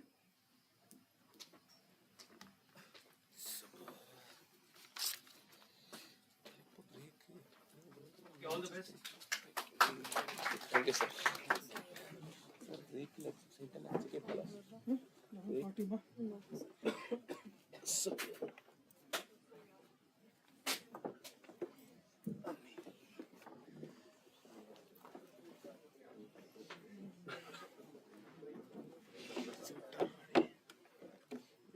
Students and parents are requested to go to the amphitheater for the refreshments, and students are requested to report back to the convention hall at 11:40 sharp for the Meet the Director program. I repeat, students and parents are requested to go to the amphitheater for the refreshments. Students are requested to go to to come back to the convention hall at 11:40 sharp for Meet the Director program. Thank you.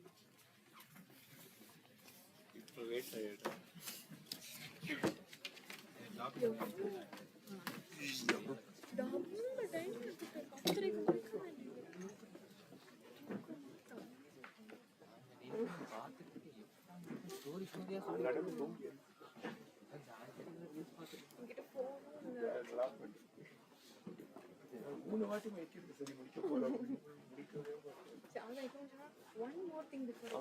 One more thing before.